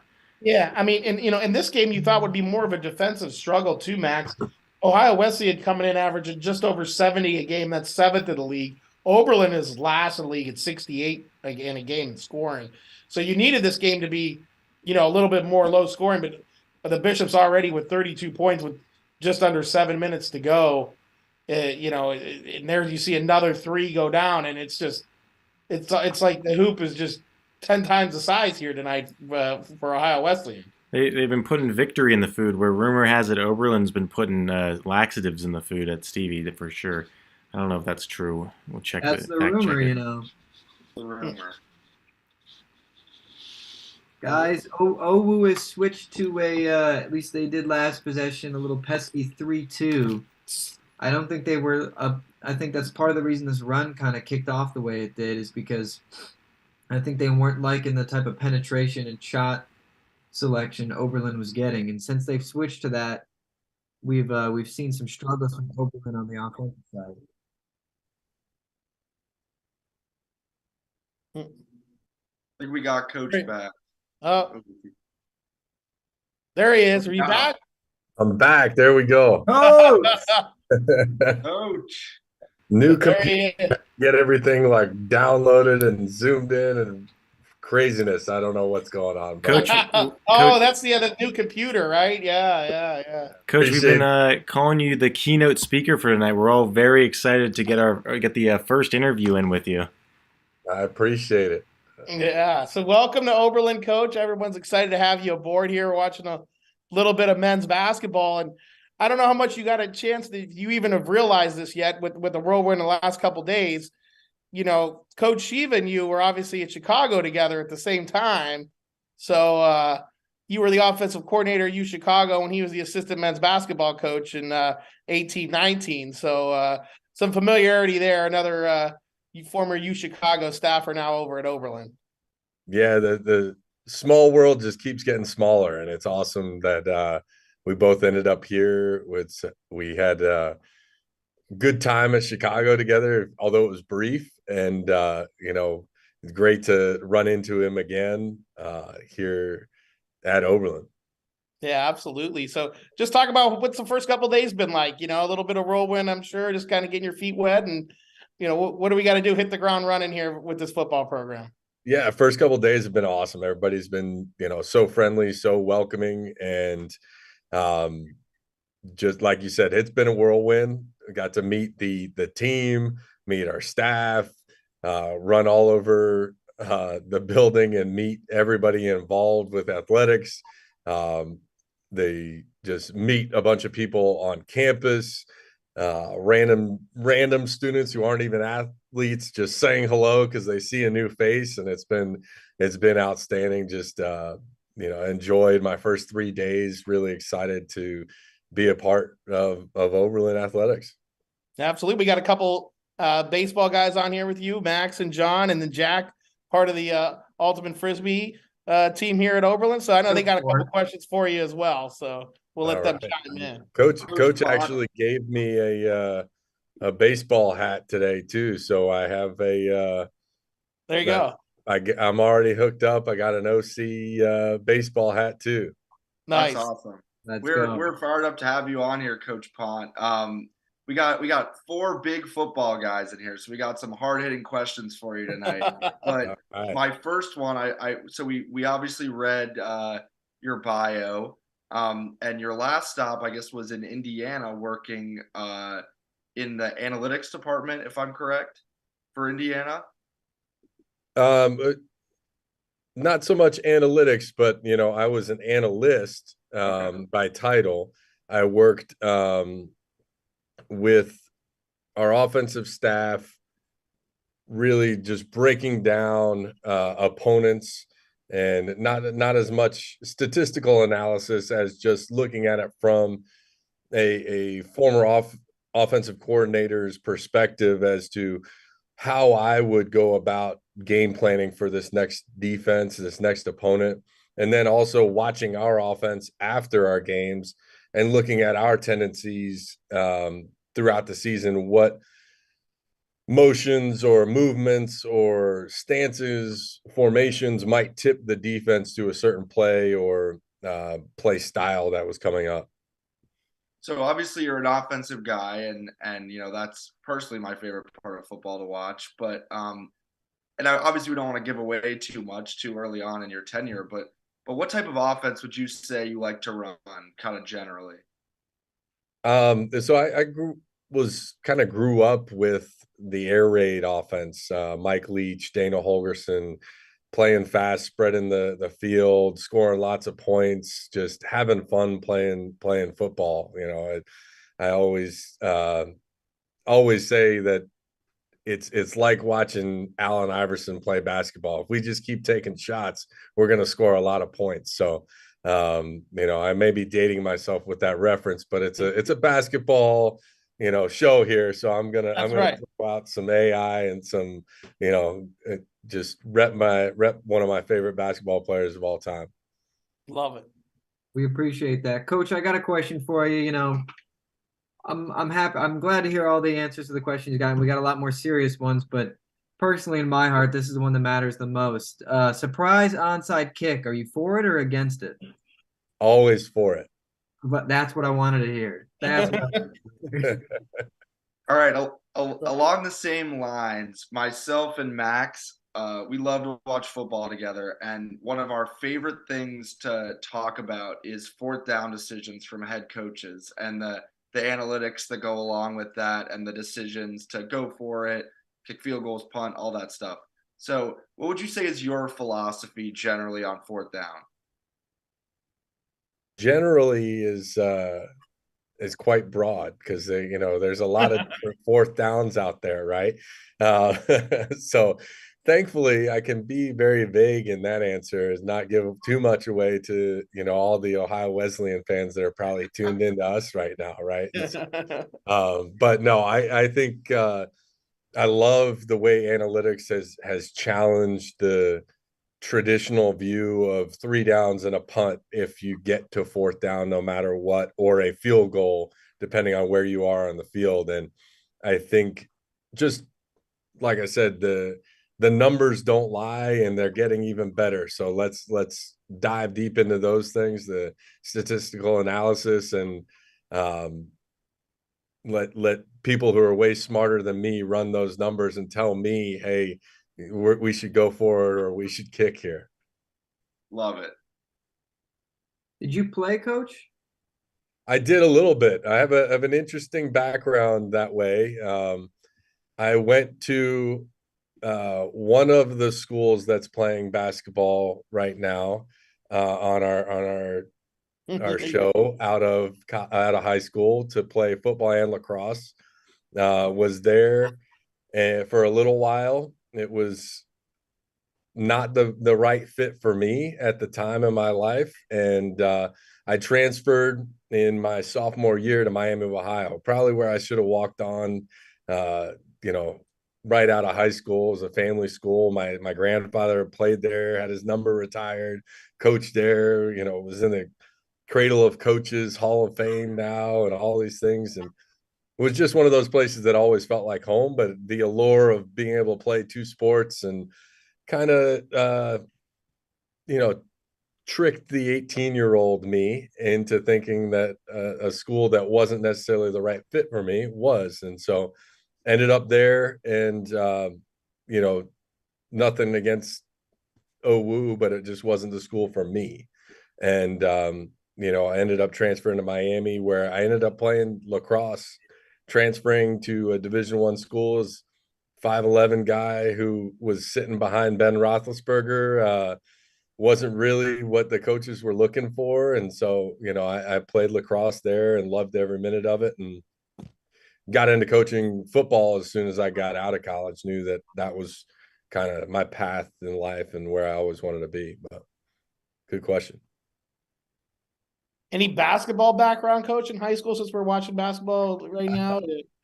No. I played like 1 year of 7th grade basketball, I think, and realized pretty quickly that wasn't the sport for me. So I got away from that. Maybe some noon hoops with the staff here and there or something like that. But really, you don't want to see me handling a basketball very often.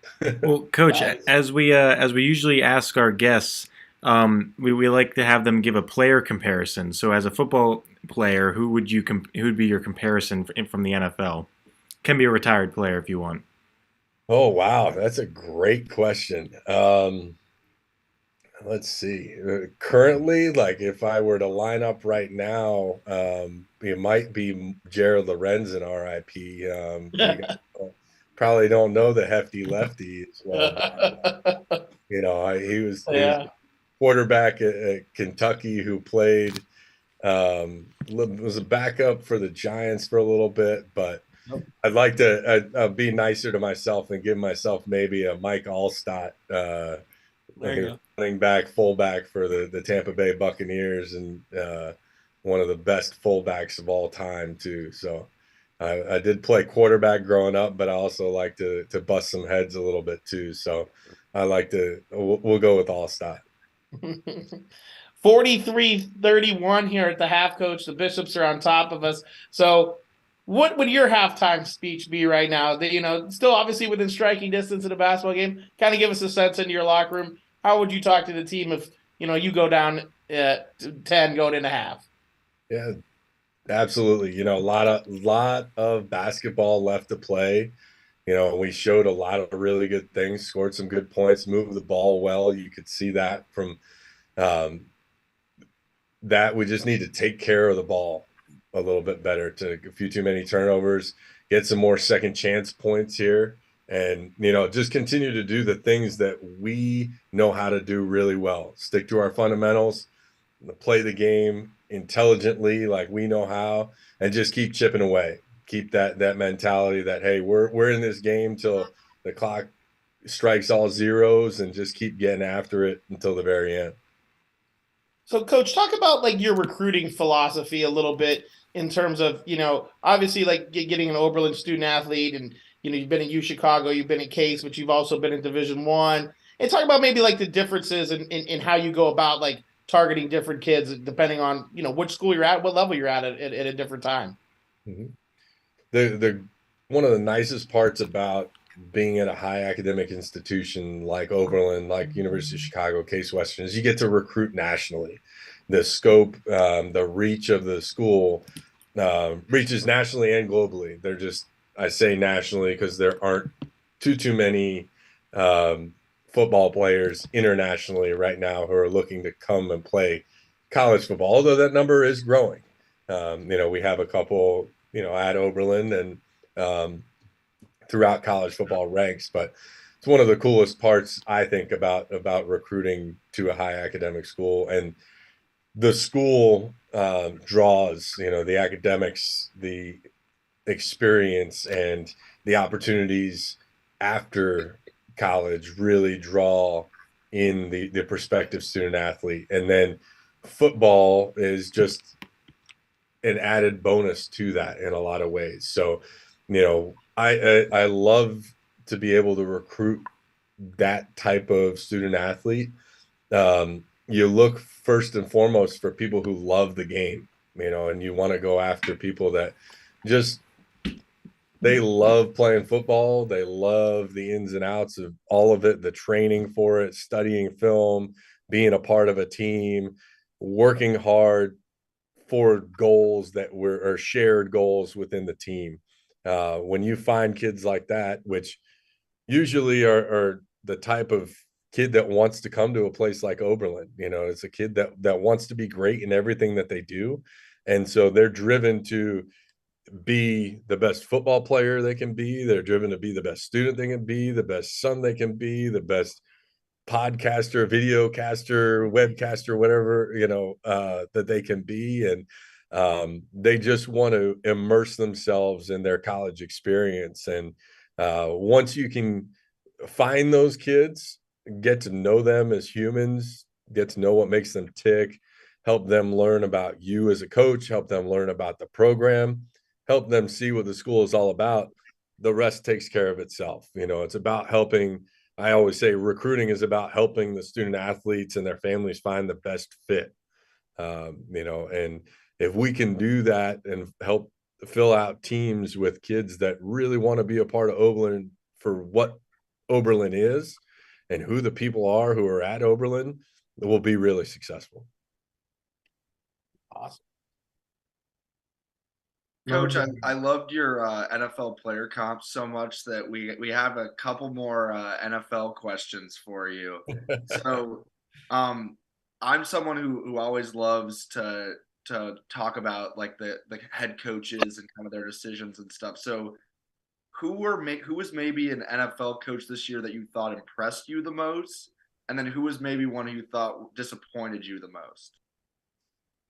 Oh man. Okay. Well, impressed me the most has to be Nick Sirianni. I think, we hopefully we can all agree, to take a team that everybody kind of thought was going to be good, but everybody still had their doubts about. I feel like, like yeah, we know they have the talent and yeah, they did some good things, but it seemed like the whole world other than Philadelphia was waiting for the other shoe to drop and them to just become a different person, a different team, and and him to fall flat on his face. And he kept just doing things the right way and coaching winning football, and he's in the Super Bowl. That's what I'm talking about. Go Birds.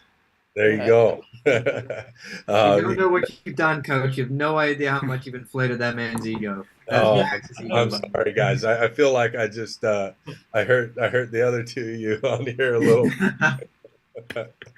So I didn't mean to fuel the fire there, but you have to give credit where credit's due. And I being in the profession, I don't like to talk poorly about any other coach. So I probably have to stay away from that other one. Have too many in the coaching business and too many friends that are still involved in the NFL to pick people who I'm like, oh yeah, you disappointed me. That's a great I response. totally respect that. That makes a lot of sense. So, Coach, does that mean you have the Eagles in the Super Bowl? I do have the Eagles in the Super Bowl. Let's go. Which is hard to do. It's hard to pick against Mahomes, especially now he's going to get another week of rest, heal up the ankle. I think Jason Kelsey's the better overall Kelsey. I'm going to throw that one out there. It's hard to pick a center, but he's a special guy, so I'm going to go with him over his brother, and that's what it's going to come down to. Coach, I thought as an air raid guy, you would be a Chiefs guy. Believe me, I'm excited for this game. I am all in on the Chiefs as well, and I'm hoping for 52-51 Philly win. But I'm just excited to see it all. I love Mahomes. admire Coach Reed and everything he's done. They're fun to watch, and Travis Kelce is easily the best pass catching tight end I think I've ever seen. Route running, pass catching, running after the catch, and he has a whole heck of a lot of fun playing the game too. So, All right. So, Coach, one last question before we let you enjoy the rest of your night and then break for halftime. So you graduated from Florida State to get your master's degree in 2009. So I'm assuming that's the 2008 Florida State football season. What was the Seminoles record in 2008? We went 9.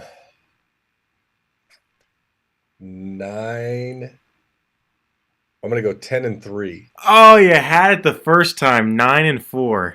9-4. Great memory, though. It's optimistic, though. That's optimistic, Coach. Yeah, I 9-4.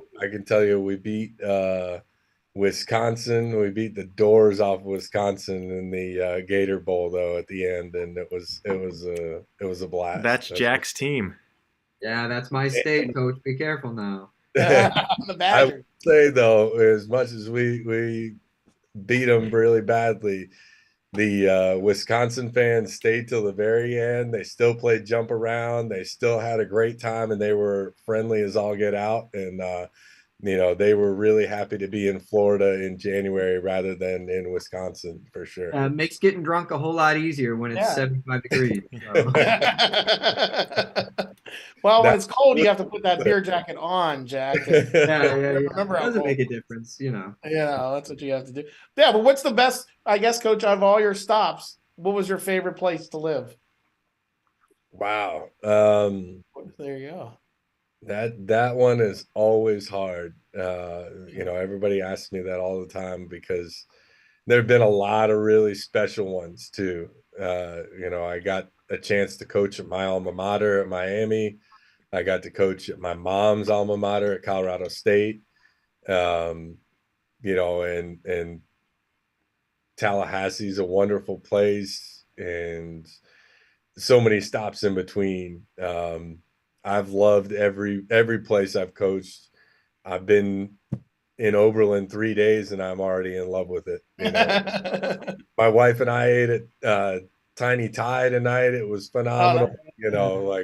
I think we've already eaten at half of the restaurants in town in just 3 days. The gifts and curses of living at the hotel right now, but you're just eating out all the time. Yeah. A lot of good food here. We love Northeast Ohio. We can't wait to get back downtown and go to Town Hall. And our first date ever was at Great Lakes Brewing, so go back there and check that out. And we lived on East 4th Street when we lived in Cleveland before, so get back.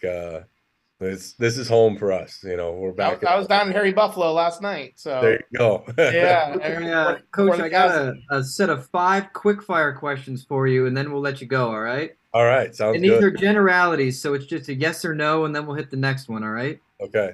Okay. First one is flea flicker or reverse? Flea flicker. All right. Run or pass? Pardon? Run or pass? Run. Run. Blitz or coverage? Blitz. Defer or receive? Receive. And then the last one is punt or go for it? Go for it. All right. Like that. That's 5 for 5. I only got one wrong. It's all right. Only got one wrong, so you guys decide which one that one was. Yeah, we'll break for halftime and we'll discuss. We'll let you know what your score was. All right. Thanks, Coach. Appreciate the time, man. Thank you so much. Thank Best you of luck guys so to you. much. We'll see you tomorrow. All right. We'll see you tomorrow. Go, Yo. Hope we finish this one out. Pull it off. Now only down, we're back in it, so we can get a second half rally here. Keep chipping away. We'll be all right. That's right. Thank you so much. Take care. Have a good one. See you, Coach.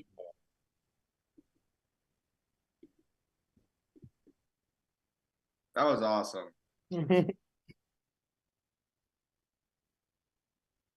Yeah.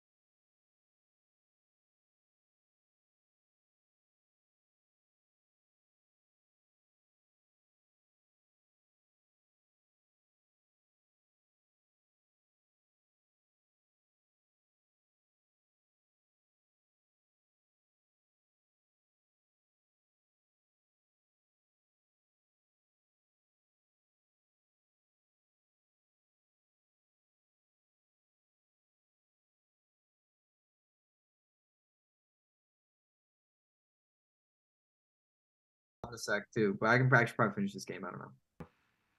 Welcome back, guys. Second half action just about to get started here. It's 43-31 Oberlin, so definitely within striking distance. Just got to find a way to slow down Jack Clement with 18 first half points for Ohio Wesleyan as he went 8 of 11 from the floor. And 3-point shooting has been the big difference so far. The Bishops 8 of 17 in the first half. Oberlin just 2 of 9. Overall, Oberlin shooting nearly 47% at 14 of 30. So just got to get inside a little bit more and kind of quit firing from distance. The Bishops at an even 50% in the first half, going 17 of 34. Spearglue leading the way with 8 for Oberlin, and Busquet has 7.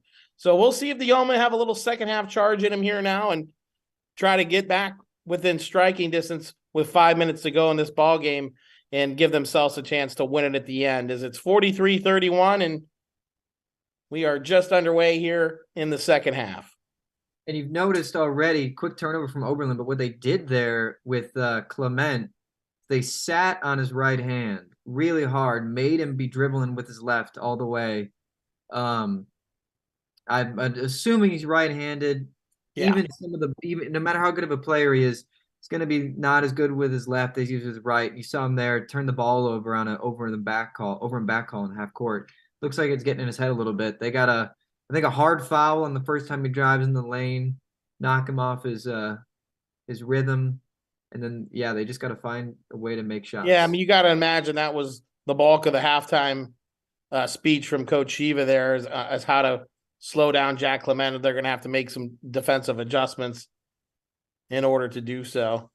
I mean, our number one key to the game going in from Jack was to stop this guy, and we're giving up 5 points off his season average in the first half. So, you gotta be able to limit him here in the second half. And to your point about this from the stats, Mancini, is, Oberlin didn't play poorly in the first half. They actually came out kind of hot, shooting pretty well, decent ball movement. It just was really the difference was you couldn't stop. We weren't able to stop their top guy. So in the second half, if Coach Shiva was able to make some adjustments to make Clement's life a little more difficult, you have to like the Yeoman's chances here. And got Chris Allen on him now as he went to the hole and got it knocked away, but is it a late whistle? Looks like they called a late foul, so Clement going to get to the line. Hit those calls. Clement, an 85% free throw shooter, guys, coming into today, 69 of 81 on the year. In fact, the Bishops lead the conference in free throw shooting as a team at 81.6. That's an area that Oberlin has really struggled with this year too, is free throw shooting, guys. It's just 8th in the league at 66.4. So a vast difference if this game gets close and it comes down to free throws, down in stretch time. And that's a little bit to do with being a young team again, the jitters, stepping up to the line. Just free throw line's all about putting the entire outside world away and relying on your muscle memory. And that's harder to do when you're new, and you're young, and you're not as experienced.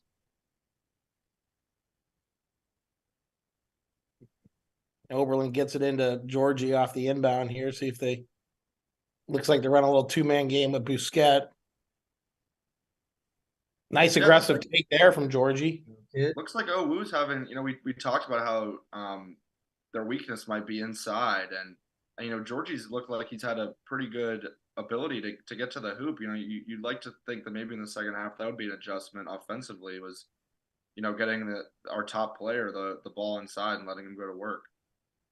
Yeah, can cut it down to 10 or even single digits with a 3, and there it is as Dimitri knocks it down wide open on the wing. So down to 9. The Yeoman got life here, fellas. Now it's about not getting fouled early. You don't want to put them in bonus early in the second half because see a foul there off the ball. You don't want to put them into bonus early. Then anytime they want it, they'll just drive in, stop the clock, get a free throw opportunity. They can really control the pace that way. So it's about playing hard-nosed defense, but clean. You want to, don't want to be sacrificing. We also don't want to give anything up for free. It's a sort of tough room to navigate in that way. Like to see Clement there settling for like a really tough moving outside shot. So Yeah, I mean, conservation of greatness. He shot like 5 of 6 in the first half. He's not going to shoot that for the night. He's not going to shoot that percentage. So Yeah, eight of 11 in the first half there, Jack. So, yeah, like I said, we talked about the last matchup. The first half, he was stone cold and then came on strong in the second half. So, hopefully, it's a role reversal here and he has a cold second half, which would really allow the Yeomen to kind of work their way back into this game. Good spin. job there by Dimitri holding his ground. It's a tough shot. Turn around, fade away. And what you really want there is you want a guard. It's called digging. At least where I came from, that's what it was called. Guard comes down from the perimeter player, digs at the ball, creates a sort of double team situation. The post player makes him kick it out. Yeah, they left him one-on-one in that last trip down there, Jack. So we'll see if Oberlin likes to double inside later in this game. But You just got to make sure the player coming to double is not the one on Jack. Travel. layup Travel. there. Wow. Travel. yeah, tough swing there. You see Oberlin missing a layup on the other end, and then the Bishops getting to the rim is Yeah, Yuki. a Oh, nice great. feed What from a Yuki. pass. Wow. Good pass. Good finish inside by Busquets and a better feed from Okubo there. Just going to have to find a way to get a couple stops in a row. Need to rip off a little 6-7-8-0 run. But man, on cue, another 3 for the Bishops. Oh, man, it's tough. Max wasn't kidding about whatever they're feeding them at OWU. It's the shooting cereal or something. God. 9 of 18 now from 3. So Yeah, I mean, they might be able to shoot that for the night, but same thing. I mean, averages are oh wow. my gosh. Looks like somebody's down for us. Maybe Will yeah, looks like Busquets. elbowed or something, I think. Yeah, couldn't quite see what happened there, but shot went through and maybe battling for the rebound, caught an elbow or something. But You know how in movies they put a different filter on places around the world depending on where you are? Mhm. It kind of look like this is a like Hollywood would film Filter. this if it was like Eastern Europe or like Russia or something. Kind of the Oh, that's gray so scale. Kind of on has it. like, if you've seen the top of Ohio Wesleyan's gym, you see those. I Yeah, guess the wood parts. yeah, that's very very. Can't I don't know. I'm losing the words. I'm trying to it has a European feel to it, I guess, if you will, like Yeah. very old Eastern European type feel, like of what that gym ceiling looks like. So media time 55-38. I mean, this is probably a very sick gym. Like, don't get me wrong, but I just don't get why the lights are like this. You guys think Oberlin should have cheerleaders?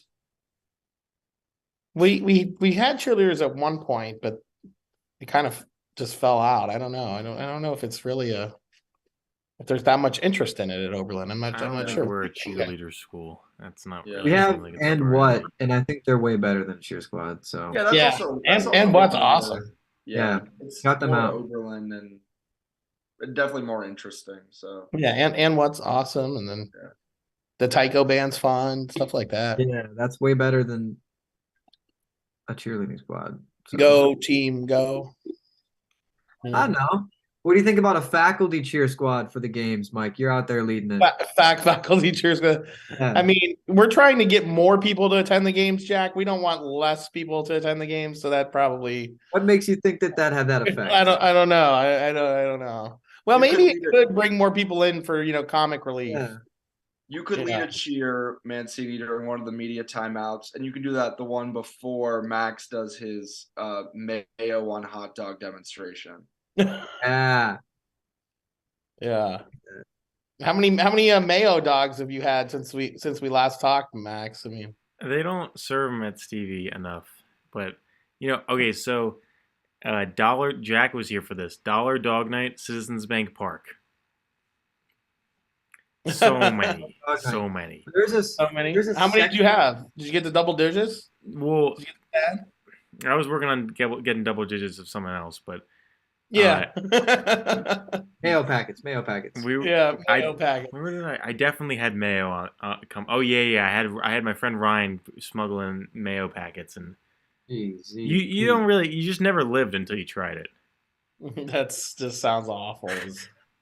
Guys, we had this lead down to 9, and just like that, it's up to 18 for Henry Ohio Hinkle's Wesleyan as they just can't Henry miss Hinkle's from shooting 3. the lights fluorescent. That's how good he's shooting right now. Yeah. There's a section at the Minnesota Twins Stadium. Oh, what is that? What is that? The Truly area or whatever. I don't. Yeah, they got it's like section 258. You pay like it's a little bit more expensive ticket, but it's all you can eat food and drink for free. And so I went a couple times this summer with my friend, and 10 dogs, a dog at the top of the inning and a dog at the bottom, and by the like fifth, we were done. So yeah, no, that's a beautiful ballpark too. it's a good park. Yeah, I love I that. wanted to park. go to Target Field. Is that what it is? Target Field. Park Field, yeah. It's a good park. Yeah, I was there a couple of Like couple the St. Paul Saints better though. They got a fun little park. They're the AAA team. They got a dope little setup. Yeah, I had a fun time in Minnesota a couple summers ago. Went up to watch the Twins, and I think they're still the Indians then. Yeah. They're their downtown is like, so nobody's in the downtown. So you go by US Bank Stadium, Big Shot, Anastasis. You go by the new football stadium, and there's just nothing there. There's nobody downtown. There's nobody there. It's kind of weird how the layout weird. is. Yeah. I went on a couple college visits in the Minneapolis area, and that football stadium from the outside is so cool looking. Yeah. I remember my Kinda hotel looks like a Viking ship. overlooked it, and I thought So it was so cool. when I was there, they were like replacing a bunch of the side paneling because it was all like basically like clear glass, and they had to like replace it all because a bunch of birds kept flying into the glass and basically perishing. So I was like, "What is going on? What are all this construction?" These birds are just kamikazing themselves right into the side of the glass. So on that, we'll welcome another men's basketball alum into the room. Matt Walker, former Yeoman Hooper, class of 2016. I think Matt will be hopping in here. Big supporter of Oberlin basketball, makes it back at least once every year. Hold on, let me make sure you guys can see me. There he is. You see me? You hear me? We can see you. What's going on, fellas? You watching this game here, Matt? Of course I'm watching this game. I know you don't miss too many, so we got to buckle down here on this defensive end if we're going to pull this one off. What do you say? I mean, that was your forte, to be the bruiser, be the enforcer, and send a little message inside. Well, there's a couple things that they struggle with right now. Offensively, when we go down the court, we don't really know what we're looking and who we're trying to go to, and that's been a very consistent issue throughout the whole season. If we have a size mismatch, we don't really do a good job of identifying that. And if the guards can't guard, we don't really take advantage of the fact that our guards can go pull up, shoot a floater, or hit a three. So that's one thing that I see immediately. And honestly, defensively, we need to stop number 2. I understand DuPont or whatever, number 5 is the one who's scoring, but number two is the one who's really making them go. And number 5, all he wants to do is just go right. If he goes left, he's shooting a jumper. Other than that, they can't really score like that. So, and we have to do a better job of understanding when he is going left, crowd him. He's going to pass it. They're going to take a bad shot and then go out and get down the run. Every single time we've gotten down the run, we've gotten okay shots, but it's all rushed. So, even looking at this possession, this is a great take. Great take. Exactly. We can attack them. They don't really play defense like that. It's just we need to know who it is that we're trying to score. Their wings are awful. I like the assessment. Good breakdown there, filling us in and giving us some good knowledge right away. And so, Matt, just talk about what you've been up to, man. The last it's been 7 years now since you graduated, 6 years since you graduated. What's been going on with you, man? And I know you've been staying close to the program though from afar, and at least make it back at least once a year. Yeah, dibbled and dabbled in a couple different things. So, from a career standpoint, I'm working with Accenture. I've been with them for almost 2 years now. So, I've done a lot of system integration, cloud infrastructure type projects. Kind of currently waiting to hear back from a couple of sales calls that I've worked on. So, kind of just being able to catch up on basketball, catch up on things around the house. Raising my 4-year-old daughter who's out here in LA with me, which is exciting. In the meantime, I still try to play basketball every now and then, even if I am a little out of shape. And I then, think who do you think would win a one-on-one right now between you and Randy, Big Randy Ollie? I mean, Randy's a lot slimmer and he's in much better shape. But when we came to visit during homecoming, I mean, I would definitely say I would still always say I'm better. I think Randy would disagree, but Randy will always disagree, but every competition he's had against me, I've won. So I don't really understand what argument there is there. Yeah. But yeah, one thing I've actually enjoyed talking with Coach Senthel pretty often. I really enjoy this team. I just think about our time there, and I just wish we had like they have sheer talent now, which is different from when we were there. I think talent wise beforehand we had like 3 players, maybe 4 every now and then. They have 6, 7, 8. It's deep. People who can do not just one thing. People can do 2, 3, 4, 5 things. So, I'm excited from the program. I hope the school backs them. I don't know how the athletic department supports our basketball team. So that's a shot that Yuki needs to take every time. It's open every time. Yeah, that's a good pull up there, and then just got to knock it down consistently. And that's something that I think Yuki's been growing with too, as a second-year player, scoring a little bit more. And I think we touched on this earlier with Christian. This team is still really young, Matt, right? Like it's a bunch of sophomores. They did a lot of playing time. Well, other than Georgie, there's no real experience. And it's kind of similar to like your group that you guys kind of came in with, got a lot of playing time as freshmen. And exactly. Just talk about, what do you think, how to like that maturing process and learning how to win, learning how to kind of do the right thing, and these nuances that you kind of touched on earlier too about, taking away the side, the stuff that like comes with experience. Oh yeah, definitely. So with time and experience, I think the first thing that always happens is you start to recognize when you're moving too fast versus the pace of the game. And so I think that's something that's, freshman year, sophomore year, you're getting some real playing time. You're really trying to determine how often should you get your shot versus how often should you just do what the coaches is asking, things like that.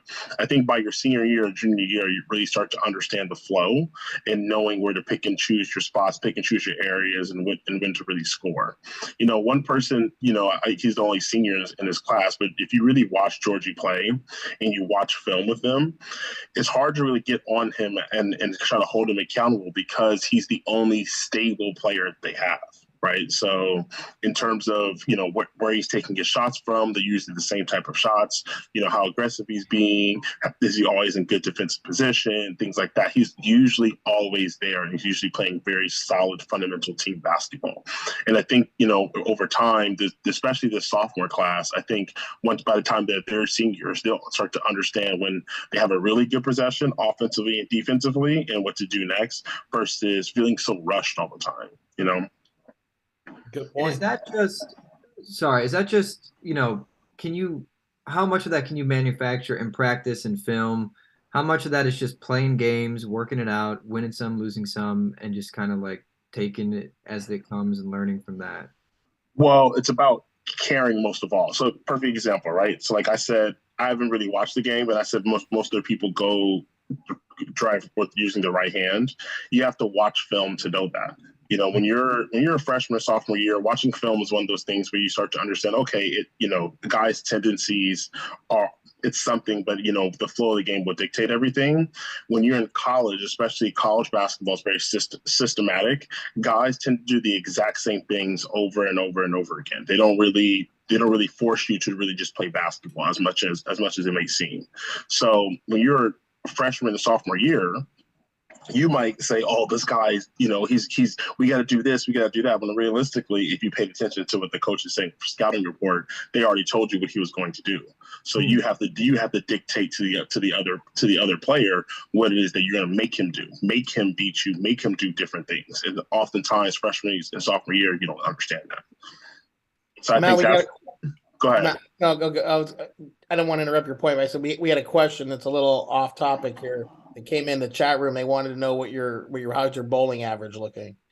I haven't bowled. I think I bowled the last time was my first year out of college. So when I was 23 and I'm 28 now. So you're a little rough. You're a little rusty.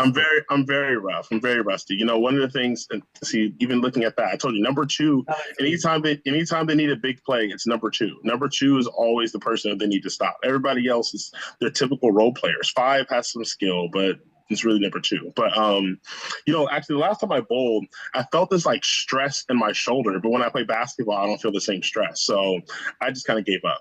That's how you know you're getting old, man. Yeah, I know. A lot of wear and tear. It sounds to me though like that's a built-in excuse every time you bowl. If the game's not going the way you want, this stress in my shoulder, I vividly, I appreciate that actually, because I vividly remember having the last time I bowled, I think I had like a double, and I was like, oh, I'm going to get a turkey, and then like I just couldn't lift up the ball anymore. And at that point, then I'm like bowling like a kid and getting like 6s and 5s, and I was like, yeah, I can't do this anymore.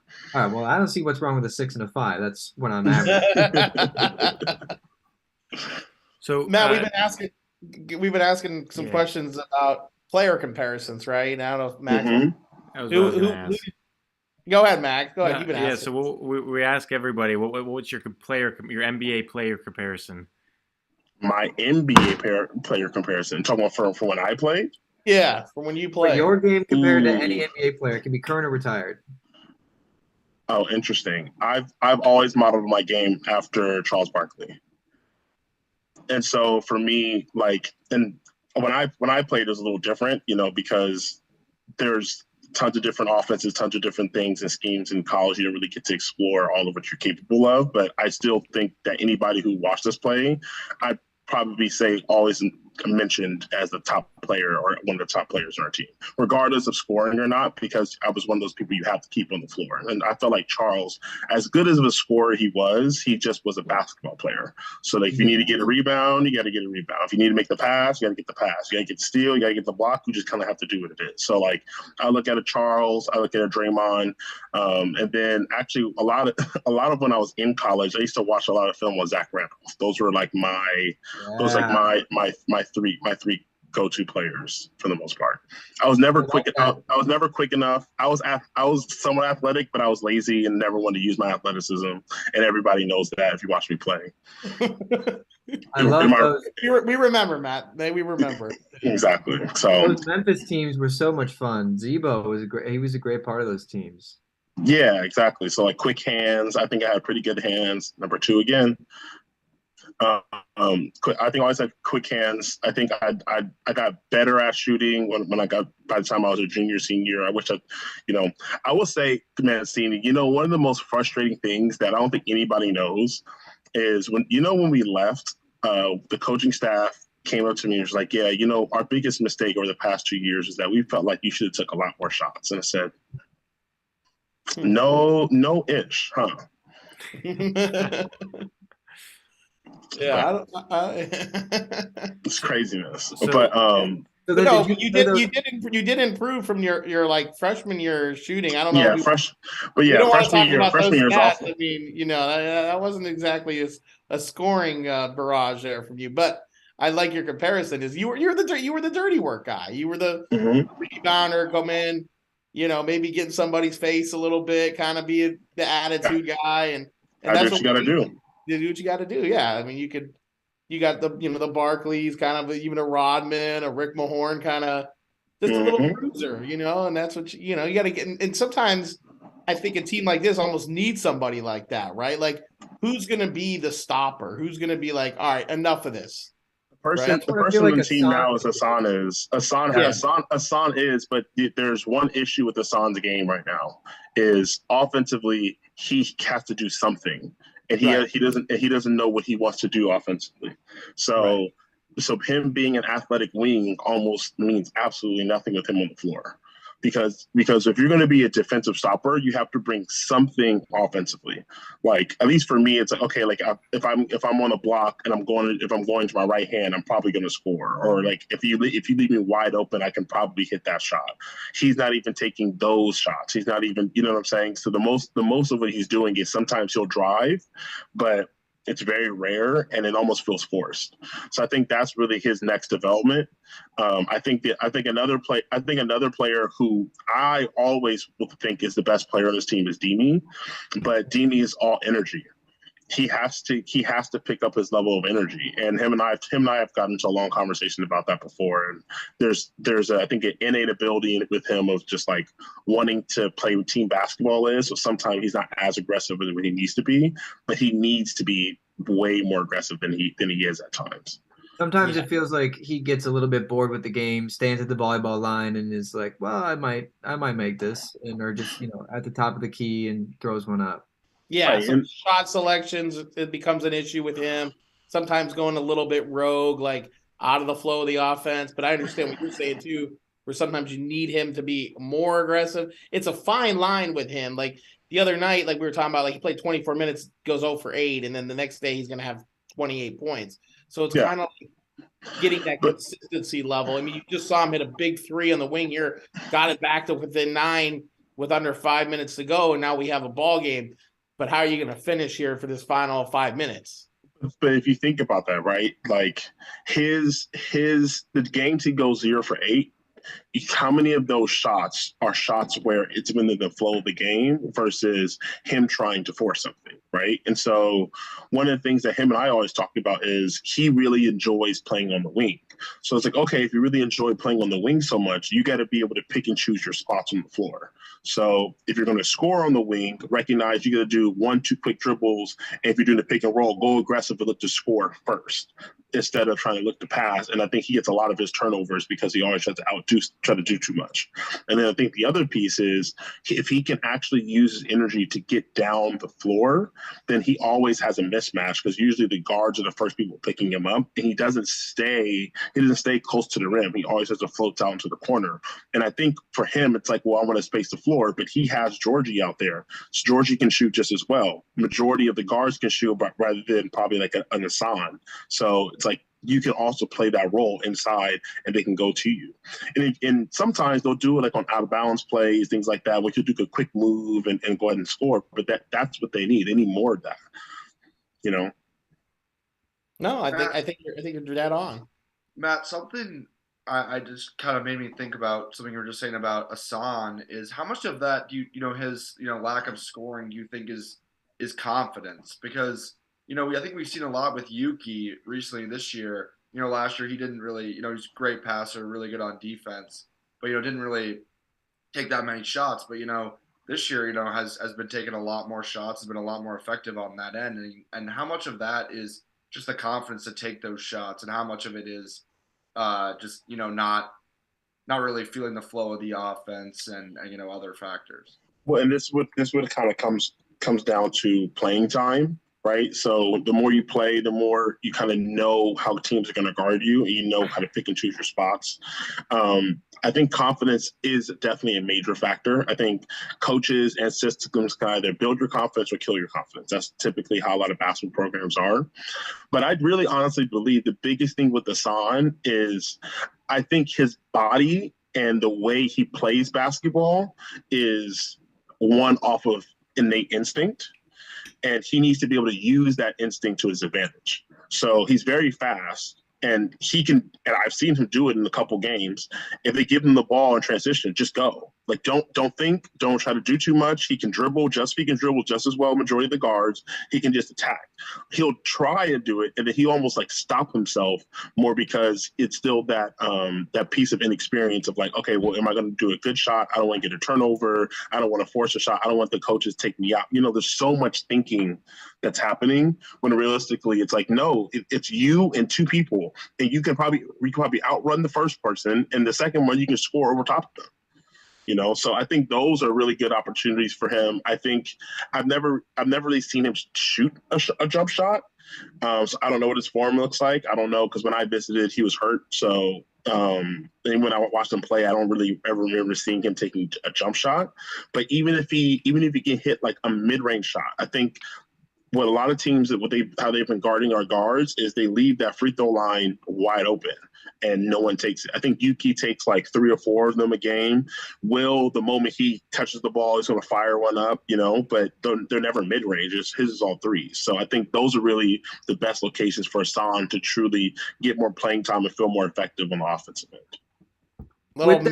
With that free throw jump, or that sort of pull up jumper on the free throw line, or most of those, it's at least from what I've seen, and I might be seeing it wrong here. It seems like those are coming off ball screens where, I don't know if Hassan wants to get involved. Maybe he just needs to get involved in the offense that way with coming off a screen and pulling up there.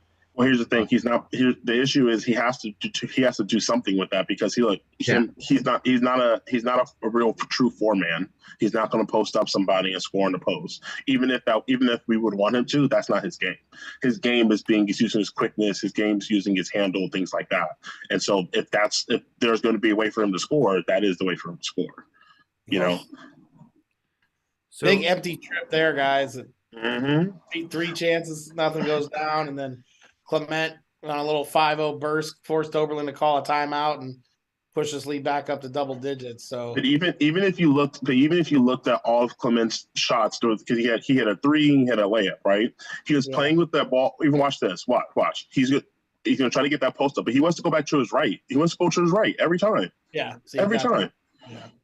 You see what I'm saying? So you can almost you don't want to quite like sit on his left, but you just sit like kind of make him drive with his left and see what he's going to do with it. He won't do anything, and so that's an air ball. My point exactly. So those are the things that like come with like more playing time, right? Because his drive that he scored on, he played with it, but he ended up going back to his right. The other one, he went to his right and shot a quick pull up. So you just kind of have to be cognizant of these things. All right, Matt. So we've been asking everyone a trivia question at one point during their interview. So you graduated in 2016, correct? Yep. Can you name one of the top 5 songs of 2016, year you graduated? Oh, God. What were you listening to on those headphones? What was I listening to? I was listening to everything, but I think the weekend was definitely in there. I think around that time Drake had dropped. It wasn't Views, was it? It was. He had dropped something. If you're reading this too late, so there's something from those two is definitely in there. Beyonce's definitely in there. Beyonce was all over the place in 2016. Isn't that when Drunken Love came out? Am I crazy? You're pretty Did he close. get any right yet, Max? Drake had at number 3. I have Drake with One Dance. Rihanna has Work at number 4. Rihanna. I said The Weeknd. The Weeknd definitely has something in there. Going to the number 5 was 21 Pilots. No clue you're who they missing are. a big one at number 1 and 2. Big artist. A big one is probably maybe Future. Maybe no, Future never had a number 1 in that time frame.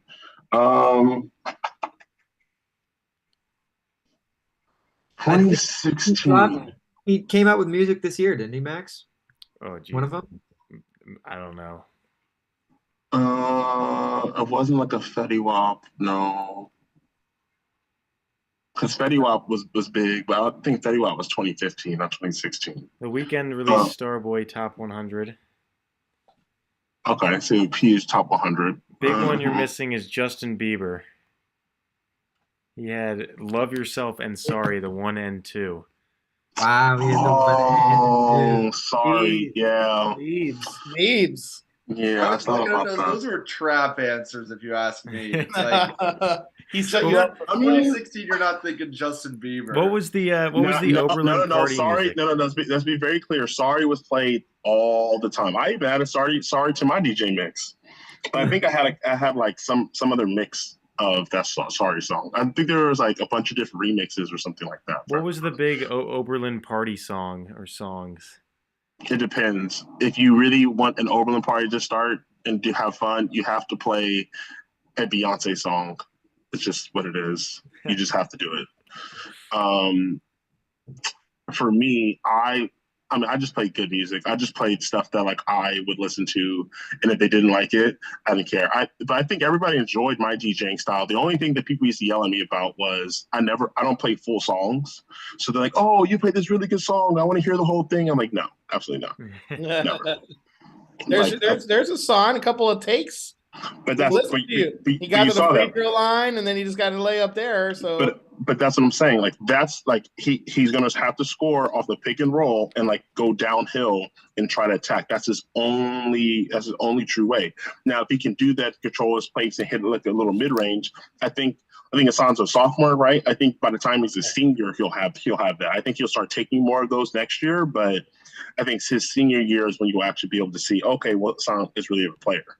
But I think ultimately, like, this team in terms of talent, I think they just have to play together more. Stop thinking so much. They think so much on the floor. It's kind of intense. And then they just got to know their scouting report. Like, there's so many plays that happen just for them not understanding of like, this is what this player is going to do. Even I know last year was a different team for the most part, but I remember going to, I think I came in the wintertime. Remember that Mancini randomly? I came for one game. Yeah. We almost beat some team. Maybe I think it was Allegheny or something. I don't know. But like their guard, this one guard who was killing us, I'm screaming in the stands. I'm like, he's going to go right. Like he can't go left. He cannot do it. And the moment that they sat on his right hand, I think he scored like 2 points. So it's basic stuff, basic scouting report things, and like holding people accountable, right? So, but they're young; Yeah. they'll get to it. Yeah. It's the fine line of overthinking and trusting yourself. Like you want to be prepared, know what to do. Like you're saying, know the scouting report. But then it's also like you're thinking about it, and then you freeze, and then you're not playing. You're just you're just thinking about it. Oh crap! And then I screwed up, and now I just gave up a lip. Well, okay. Exactly, literally, and that happens so much. And I used to tell people when we were playing, especially our guards, I was like, stop reaching, stop trying to do all that. Like, if you just stay solid, majority of the time we're going to get a stop, and Randy and I are going to get the board, and we're going to be good. But there were so many times where we'd get beat, and we're like, well, it's going to be either a foul or we're going to have to contest some way, shape, or form. So. But I don't think that it's cool though, because I don't think this team really has that problem. I think they just need to just like play solid. They just need to play smart. They can stay in front of their guards. I think we're probably one of the most talented teams. I will say losing Georgie is definitely going to hurt though. Yeah, I don't know who. I'm hoping Dini is, but I don't know who's really going to be that true stable player. That's the one thing that's missing. Like, at least we had, like, for us, we had Randy. Randy was like our stable player. I think every team needs to have one, and really good teams have two stable players, right? So, I don't know who that's going to be for this team moving forward. No, it'll be interesting to see, and hopefully we can get Georgie to maybe come back next year. Try to convince him to use that extra COVID year and hang out for a little bit. He doesn't want to join the real world with you. I mean, come on, stay another year in college, have some fun, play some basketball. What do you say? I think he would vehemently be against that. Well, all right, Matt. We appreciate the time, brother. Enjoy the rest of your night. All right. Appreciate you guys. You guys too. Yeah. Take care. You have a good one. All right, bye. Yeah. So it looks like it's going to be an O for night, fellas, as we're ticking down the final seconds of this one. 78-61, Ohio Wesleyan on top. The Bishop's going to pull off the sweep, unfortunately. I know we were excited about tonight and hoping to pull away with a couple of victories. It just didn't come to fruition, and ran into some hot shooting, I think, from the Bishops on both the men's and the women's game, and just got to find a way to turn the corner here. It'll happen, but it's going to be a growing process. Like we said, this stuff doesn't happen overnight. You got young teams and still trying to learn how to win, and hopefully we can get back on track on Saturday.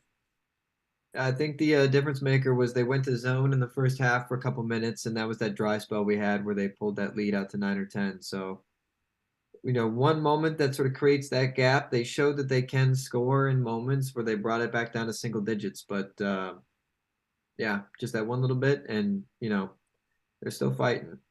Yeah, the Bishops, go 13 of 28 from three, and we're just 5 of 20. So yeah, that's really the difference. Everything else is pretty even, guys. 34 to 33 in rebounds.